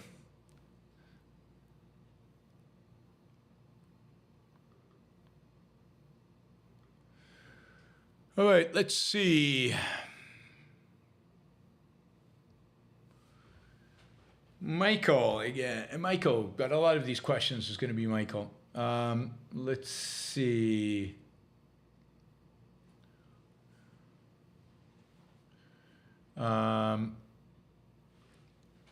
Did you have a lot of friends or community in Puerto Rico before you decided to move there? No, I basically didn't know anybody. But that is not unusual for me. I moved to Austin before I really knew anybody in Austin. Moved to America before I knew anybody in America. I'm a risk taker and always have been. And I'm not. My decisions in life are not based on. My friends are all over the place. My friends are all over the world, and I still don't have a lot of friends in Puerto Rico. And that does not bother me. Pretty self-contained, my wife and I are. Let's see.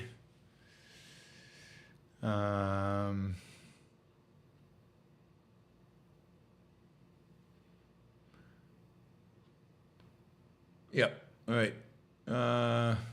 Actually, just look Kinsella up quickly to make sure that I wasn't making a mistake about him being anti-IP. He's very anti-IP. Very anti-IP, and he's wrong about the role of IP in history. He's wrong about the role of IP today. And if you're interested in IP, the work to follow is Adam Ossoff. Adam Ossoff has excellent work on IP, and he is the guy to follow in this perspective. Right? Yeah, there is no such thing as a libertarian legal perspective because there is no such thing as a libertarian philosophy. You have to come at it from a philosophical perspective. And libertarians don't have a philosophy. He is a libertarian, and he is anti-IP. Most libertarians are anti-IP. It's one of the things that libertarians get completely wrong because of their fundamental moral and epistemological subjectivism. But, Ayn Rand wrote a essay in Capitalism, the Unknown Ideal, if you're curious, on intellectual property, on patents and copyrights. She was strongly a supporter of patents and copyrights. All right, Michael. Answered that. Let's see. Next, Michael. Did you see Boom Airlines opened its mega factory and has cranked out a few Overture supersonic commercial airliners? First flight will be 2029. I don't think they've actually cracked out any, the actual plane. They've cracked out the test plane, which they've already flown once, and they're driving it around the runway yesterday. I saw a video of it, and it's getting ready for its second test flight. Right? Second test flight. Objectivism, there's no legal theory of objectivism because Ayn Rand didn't write anything on legal theory per se, but there is legal theory based on objectivism. Adam Ossoff does work based on objectivism. Tara Smith has written about constitutional law from the perspective of objectivism. And since objectivism has an actual grounding in in ethics, in epistemology, and therefore in the role of government, you can do legal work based on objectivism. That is, you can have a legal philosophy that is based on objectivism. It won't be objectivist because it won't be Ayn Rand, but it'll be based on Ayn Rand. You can't say that of libertarianism, because libertarianism doesn't have ethical code, and it doesn't have a epistemological code. So therefore, what's it based on? The non-aggression principle? That's not the basis on which to have a legal philosophy. And this is why they're all over the place, right? So the alternative is Ayn Rand, and the challenge for lawyers is to develop a legal theory based on a real philosophy. You can't develop a legal philosophy based on, or legal theory based on, a contradiction in terms like anarcho-capitalism. And the non-aggression principle is not an axiomatic idea. It's not an axiomatic concept. And without a moral and epistemological foundation, which the non-aggression principle does not give you, and anarcho-capitalism does not give you, you are lost. You cannot come up with a rational, consistent, logical theory. And that's why you come up with nonsense like there's no such thing as IP. All right, enough about that. Michael, is the term NPC, non-player character, fitting for most people? Yeah, I think there's maybe. I don't know. It depends on how what you mean by it exactly. But yeah, there's sense in which they're not completely in control of their own lives, and sense in which they're not completely controlled in their own mind. They're not controlled in what they actually do. In that sense, yes. Michael, what's the difference between reason and science? Well, science is one application of reason. Reason is a human faculty. The human faculty that we must engage in order to do science, a human faculty that we must engage in, in order to do anything well, anything right. So reason is necessary for science. Science is one of the many uses of reason. Reason is, the awareness of the facts of reality, the integration of those facts. It is the faculty that does that. Right?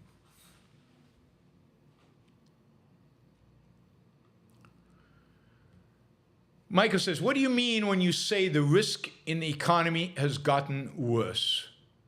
It means that the possibility of significant downturns is higher.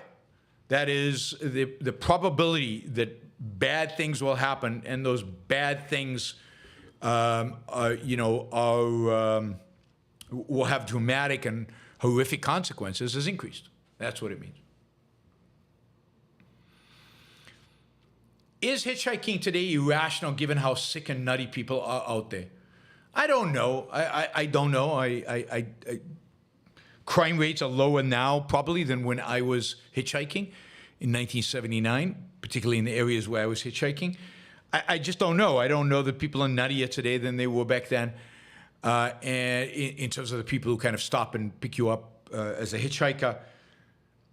And I wouldn't say that it's irrational for anybody. If you're out of money and you need to get from point A to point B, and it's crucial that you do it, and you don't have time to make the money, hitchhiking might be the right way, might be the rational way for you to use it. So, to say something, a particular activity is irrational, it depends on context. It depends on what the alternatives are.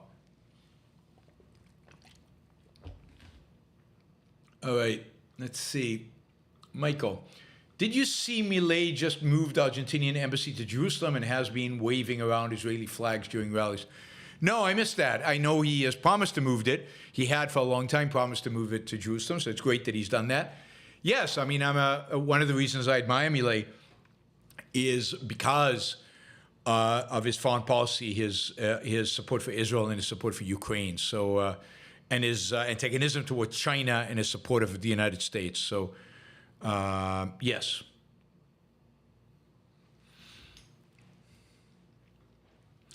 Michael, is Puerto Rico a good place to invest in a rental property since people will pay very high rents since they're saving so much in taxes?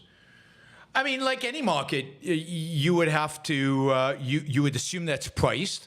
So if you buy a property, the price of rents is already priced into there.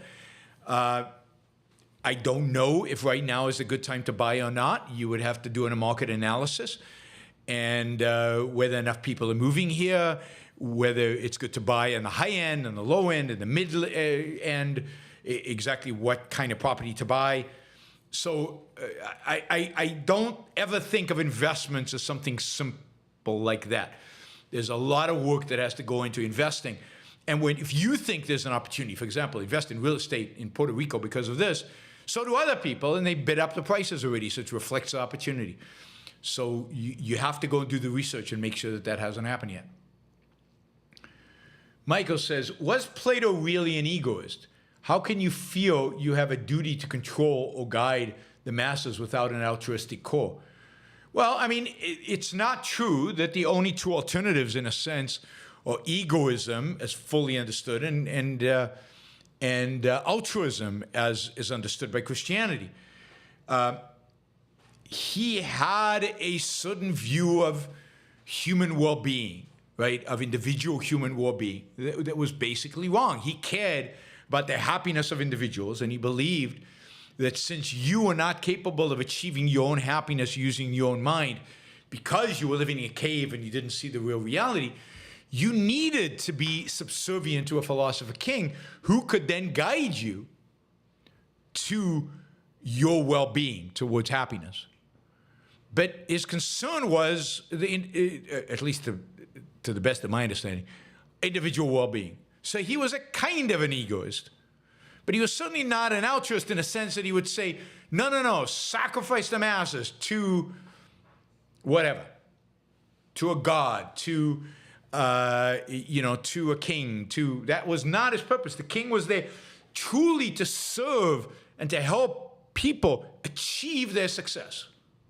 Now he's wrong, but that's not an altruistic in the Christian kind of sense position, or in the Augustine Comte kind of position. Auguste Comte. It's not Augustine. I was given a note that it's not Augustine. Auguste Comte. All right. Lucinda, thanks for giving my cats a shout out at Ocon. My pleasure. Thanks for all the support. Michael, what is a category error in philosophy? God, you're asking me this 2 hours and 15 minutes into the show. I mean, you asked it earlier, but I've got it. It's basically assigning something into you're viewing it incorrectly. But it's not a good answer. So I'm going to copy paste this and try to get back to you on that one.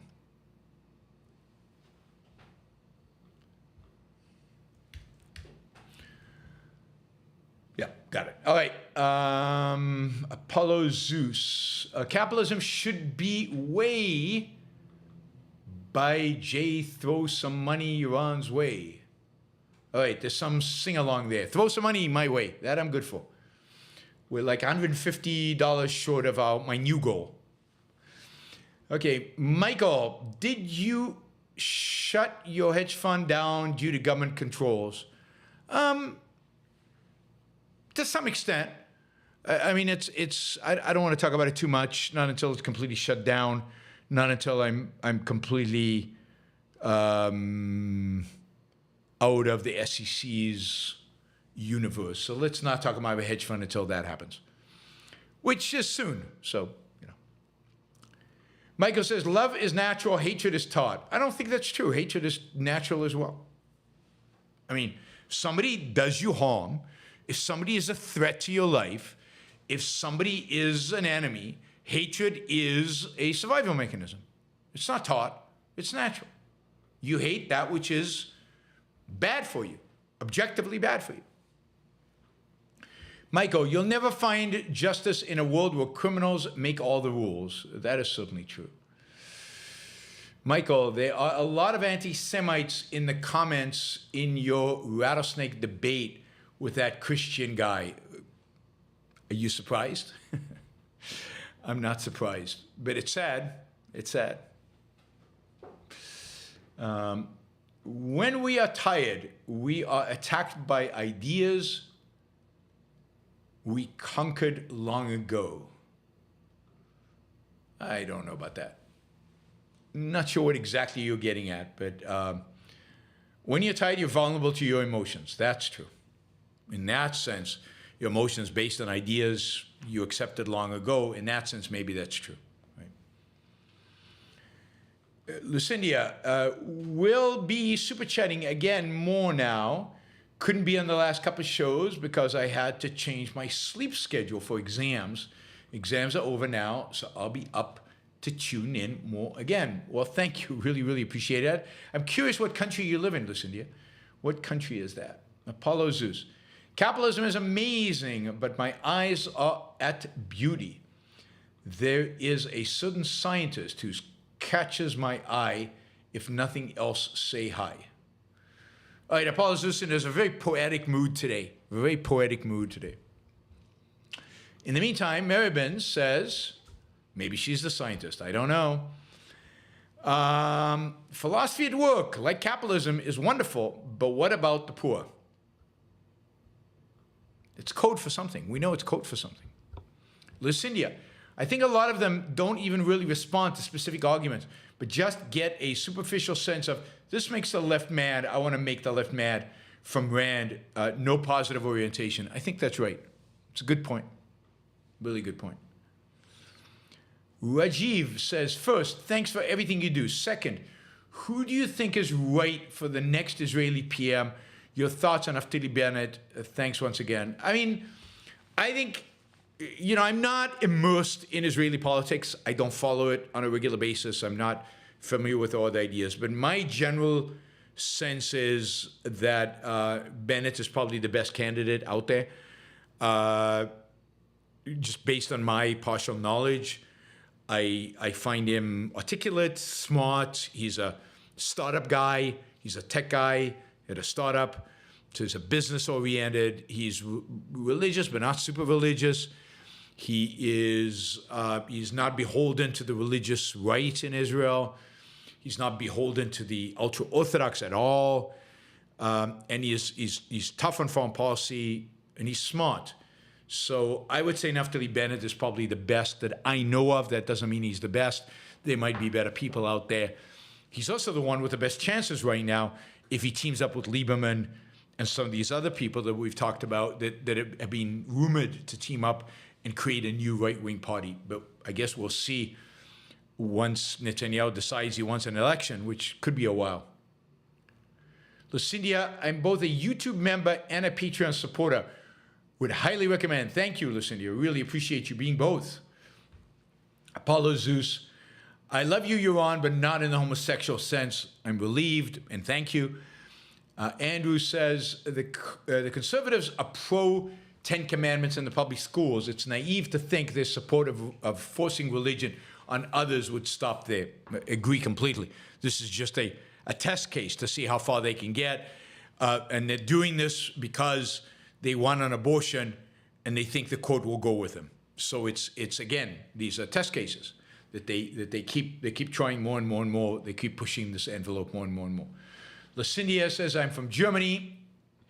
That's great. Okay, so you are 6 hours away. 6 hours. So right now it's 10:20 p.m. It's late. Andrew says one's attitude towards Putin is very revealing. I agree. For politicians generally, absolutely. Or for thinkers, or for anybody, absolutely. People, you know, what's your attitude towards Putin says a lot about who and what you are. Who and what you are.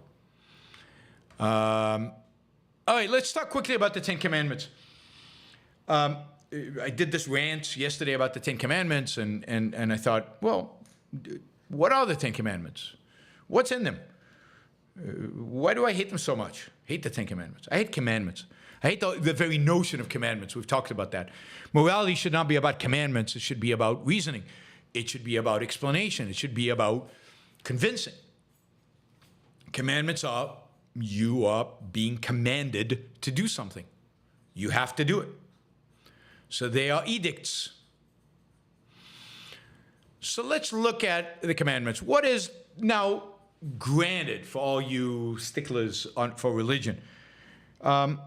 They're like 15 different versions of the Ten Commandments. The Jews have one. Every different interpretation of Christianity has another one. The Muslims have one. So I'm just going to go by, I think I have a little table here that differentiates between the Jewish one and some of the other ones, and between the Roman Catholics and Jews. So Jews and Roman Catholics agree on the first one. And the first of the Ten Commandments is, I am the Lord thy God. That is the first of the Ten Commandments. And it really, and those who don't include it as a commandment, they include it as the context by which the commandments are set. Right? The context in which the commandments are set. So everybody views this statement as important to the Ten Commandments. And that, what does it mean to say, I am the Lord thy God? By the way, there's an article published yesterday, maybe today, this morning, by Harry Binswanger on the Ayn Rand Institute New Ideal that covers this material. So feel free to go read it. I'm cribbing off of it. What does it mean to say, I am the Lord thy God? Well, what does Lord mean? It means lording over you.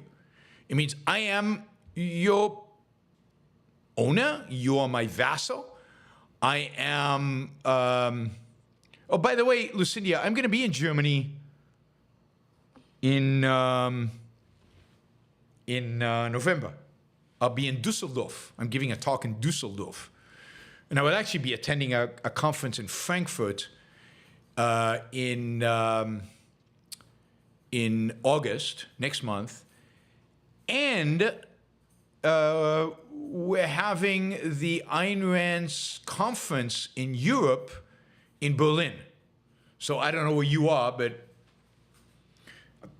the objectivists are coming to Germany. Anyway, I am the Lord thy God. Basically, you are subservient. I am your Lord. You are just a vassal. You are a slave. I own you. And as such, why is this the first statement? Why is this either preamble or the first commandment? It's because it's stating the context. You must obey me. You must obey me. Now, that is against everything, I believe. First of all, the concept of God is arbitrary and therefore, unworthy of really serious discussion. There is no God. There is no such thing. And I don't obey anybody. I'm an independent human being who functions by his reason and determines his own fate. It's not so much that I own myself. That is a false way of looking at it, even though I know Ayn Rand sometimes uses that terminology, but it's not what she means. Rothbard and libertarians start with self-ownership, but that's bogus. So the whole concept of self-ownership is bogus. Because ownership is of, who is the owner? Who owns stuff? You own stuff. How can you own yourself? You are the owner. You are what owns. So it's kind of a circular, nonsensical statement to say I own myself. So I own. So why would I place myself in a position to obey? For what reason? I mean, you'd have to make the argument that there is a God. You'd have to make the argument that there is a God and that he is in a position of power over you. You'd have to make the case that he is a God, that there's a real reason for you to obey, maybe because you go to heaven if you don't. This is the great improvement of Christianity over Judaism. Judaism doesn't give. There's no hell in Judaism, which is a problem. Why should I obey God? Christianity comes forward and says, oh, there's a good reason to obey God. The reason to obey God is not to go to hell. So, religious people are going to object to this, but who cares? Why is anything they say of meaning? The point here is that the Ten Commandments are anti-life, anti-individualism, anti-reason, and thus anti-American. And the idea of putting the Ten Commandments in every classroom in America is disgusting and disturbing and anti-American. America is built on the idea that you possess a mind and you get to make decisions for yourself, that you have individual rights, the liberty, the freedom to use your mind, to pursue your values in pursuit of your happiness based on your judgment. Slaves don't create America. Vassals don't create America. And yet, the first commandment says you're a vassal, you're a slave. So, the first commandment is anti-American.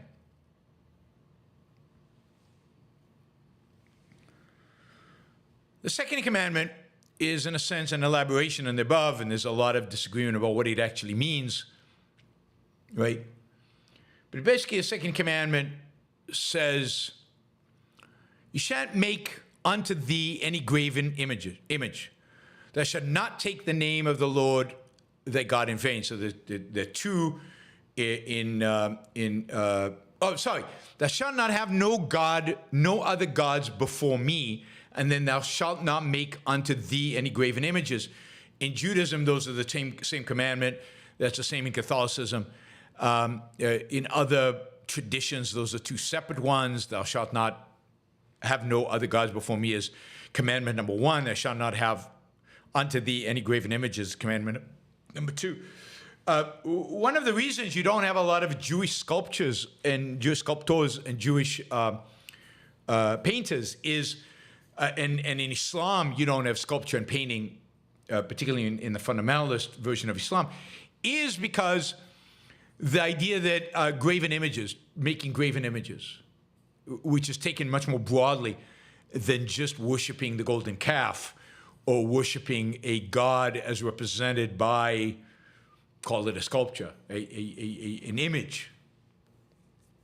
So some religions, different religions take this more seriously. I think in Orthodox Christianity, they don't do sculpture. They don't do paint, or they don't do sculpture at least. There are various interpretations of this, but basically, you should have no gods before me. I mean, talk about a jealous God, right? But, right, and then there are reprisals if you do, big reprisals. I mean, this is amazing. I mean, this is how jealous this God is. If you worship a golden calf, I'll kill you. That's what happens to the Jews after Moses comes down from the mountain, and some of them are worshiping a golden calf. Basically, Moses has Aaron, his brother, and a bunch of people go and slaughter them all.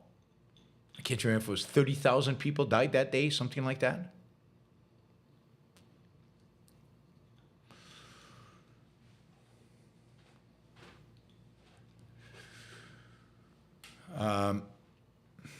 Yeah, I mean, iconography is not exactly the same as sculpture. There's a whole, I'm not an expert. There's a whole split in the Christian church about, and obviously the Catholics, were big on creating sculptures and paintings. And other sects, the Protestants would go into churches and actually tear down all this other stuff, right? Tear down any representations of Jesus, for example, because no graven images. And there's also a big debate, there was a big debate in Christianity about Mary, it was important, for example, that God, the Holy Ghost, and Jesus all be one. There can't be three because there's only one God, and you can't have other gods. So the whole thing, I mean, every one of these sections is, wildly disputed and argued about, and murder committed in its name, and this is bad stuff. Who the hell cares?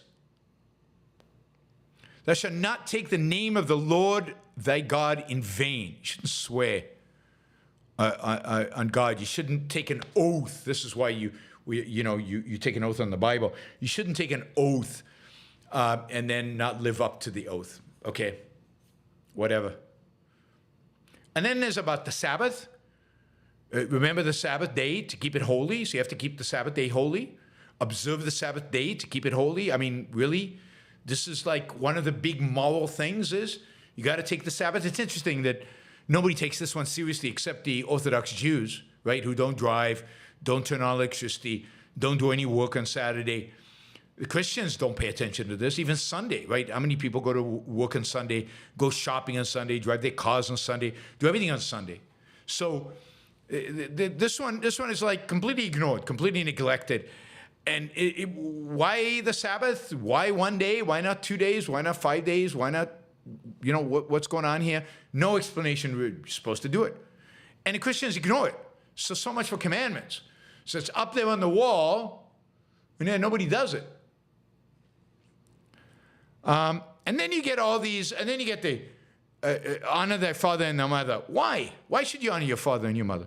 What if your father and your mother are creeps? What if they're mass murderers? What if they're just unpleasant people? Should you honor them because they're your father and mother, or is there a context, or is value to whom and for what?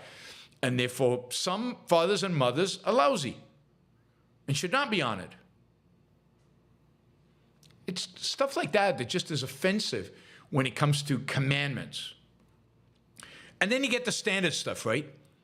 Thou shalt not murder, shouldn't commit adultery, shouldn't steal, shouldn't bear false witness, and you shouldn't covet thy neighbor's house. You shall not desire thy neighbor's house. That's a different interpretation, covet, desire. Why shouldn't I desire? Desire is not a bad thing.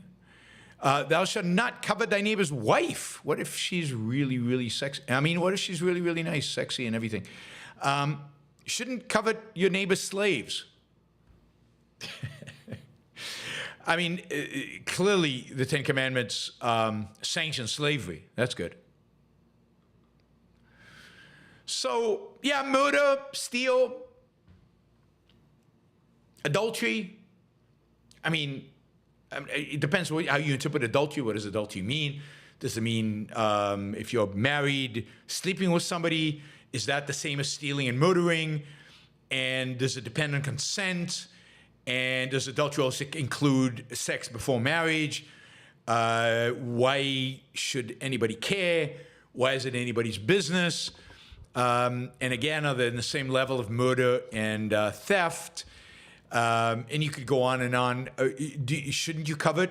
It depends on what covet means. If covet just means desire, wow, he's got a beautiful house. I would like a house like that. Or does it mean I'm going to steal it from him? I'm going to scheme to steal it? Yeah, I mean, these are just random statements that are not very insightful. Thou shalt not murder, thou shalt not steal.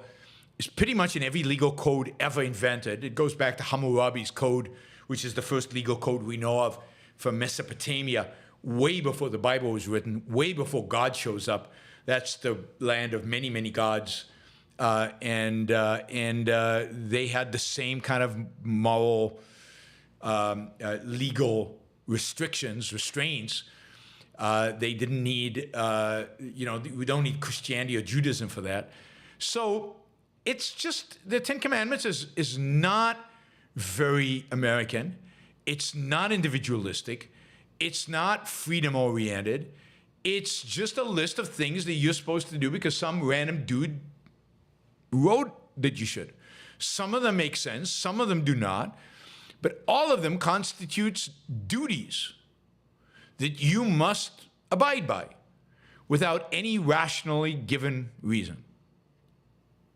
It's a very primitive conception of law and morality that, again, contradicts American values. The American founders bring reason before everything before reason.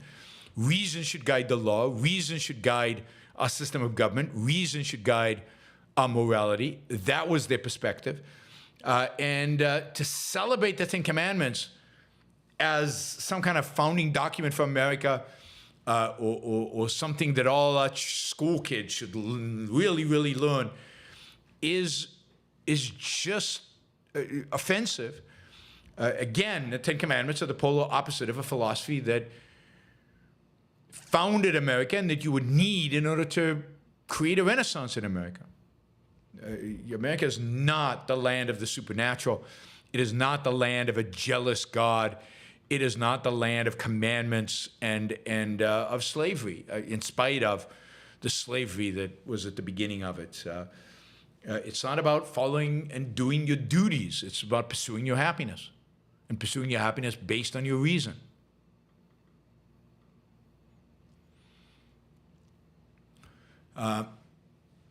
Here's from Galt's speech. Here's a line from Galt's speech. If I were to speak your kind of language, I would say that man's only moral commandment is, thou shalt think. But a moral commandment is a contradiction in terms. The moral is the chosen, not the first, not the forced. The understood, not the obeyed. The moral is the rational, and reason accepts no commandments. I mean, she could write. She could write. That is Ayn Rand, right? Reason accepts no commandments. So you should accept no commandments. And you should reject the idea that commandments should be part of government school or any school anyway. I mean, if a private school wants to put them up, that's their business. But, one of the great innovations in American history was the separation of church and state.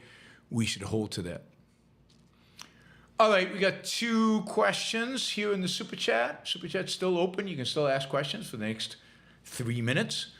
And we'll go from there. Robert says, sure, it literally makes no sense, but, quote, his critics take him literally, but not seriously, while his supporters take him seriously, but not literally. Whoops, were we talking about God or Trump? That's good, Robert.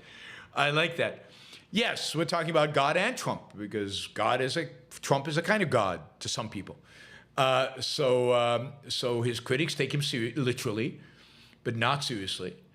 His supporters take him seriously, but not literally, because he's playing 4D chess with you. God is playing 4D chess with you, and Trump is playing 4D chess with you. So you can't take him literally.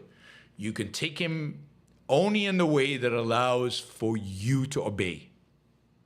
You can take him any way you want, as long as you obey. Interpretations are plenty. Lucindia says, here in Germany, basically everything except McDonald's is closed on Sunday.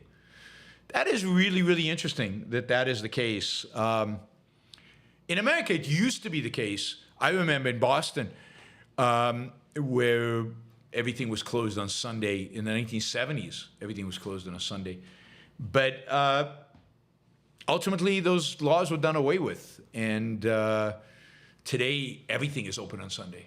Most things open on Sunday, right? Most things open on Sunday. Restaurants close on Sunday, but that's just because they have to close some days, and they close usually Sunday, Monday. Andrew says, the pursuit of happiness was the genius moral statement made until Rand came along. How did Jefferson come up with it in an age of religious ethics? Well, it's an age that is challenging the religious ethics. It really is. They kind of accept it, but they're challenging it at the same time. So, and this is primarily the French Enlightenment, not the Scottish Enlightenment. The Scottish Enlightenment is where a lot of the innovations in political theory happen, but even there, Montesquieu is cited more often than anybody in the Federalist Papers talking about politics. But during the French Enlightenment, there was a lot of debate about what is the purpose of morality? What is the purpose of life? And starting with Spinoza, who was at the beginning of the Enlightenment and maybe the most radical of the Enlightenment thinkers, but all the way through Diderot and a lot of the French Enlightenment figures, happiness starts playing a bigger and bigger role. They don't know exactly what to do with it, but they understand that whatever the moral code is or is going to be, happiness is going to play a role in it. Happiness is going to be part of it in one way or another. That life is to be lived well. You know, and maybe that comes from Aristotle, you know, whether they give him credit or not, you know, eudaimonia, flourishing. That is part of life. It comes from the Greeks. And so they reject the fundamentally Christian view that life is for the afterlife, life is a life of suffering, life is to be sacrificed. And that is already being rejected in Enlightenment. So Jefferson is following a particular line of thinking that is developing in France, and again, gets cut off by Kant. It gets cut off by the French Revolution and by Kant, Immanuel Kant. But if you read, I mean, people like Diderot and others in his circle are challenging sexual mores of Christianity. They're challenging the idea of sacrifice. They're challenging the negation of individual happiness. But they can't quite come up with a positive. They don't quite grasp, particularly the connection between reason and morality. That is the real issue. But they get, maybe it's based on pain, pleasure. There's a couple of books written during the 18th century about pleasure's good, pain is bad. Can we build a morality off of that? So there's definitely a real attempt and a real recognition of the problems with Christian morality and an orientation towards happiness, even if they don't have a full-fledged morality of happiness. Thank you, Andrew. Richard, what's the difference between God and Donald Trump? God does not think he's Trump. That's true. That is true.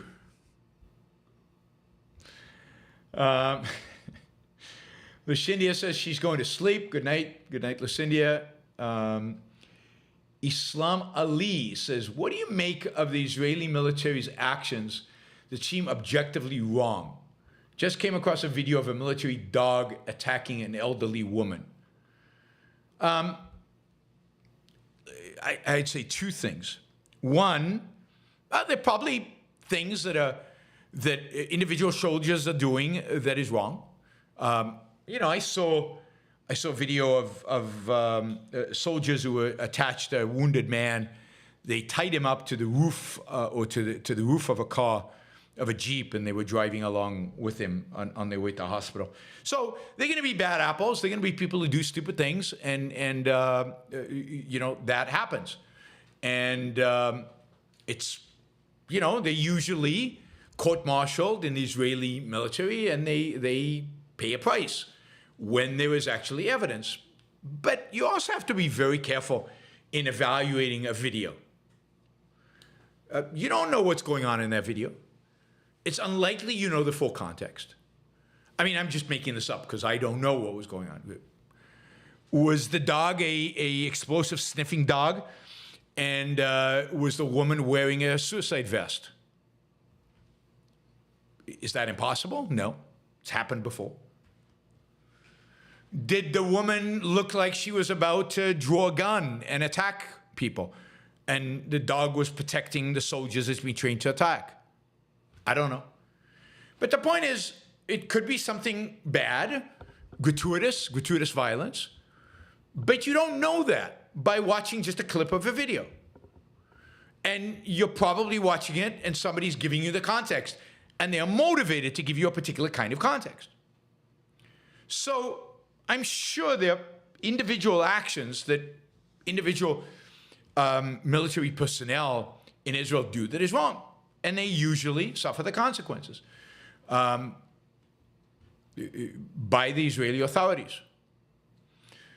But in the big scheme of things, well, the Israeli military is not doing are the good guys. They are fighting a horrific enemy. They are doing so as well as I guess their morality allows them to do so. And they behave in ways that I think are overly sacrificial. So they're being way too nice to the Palestinians.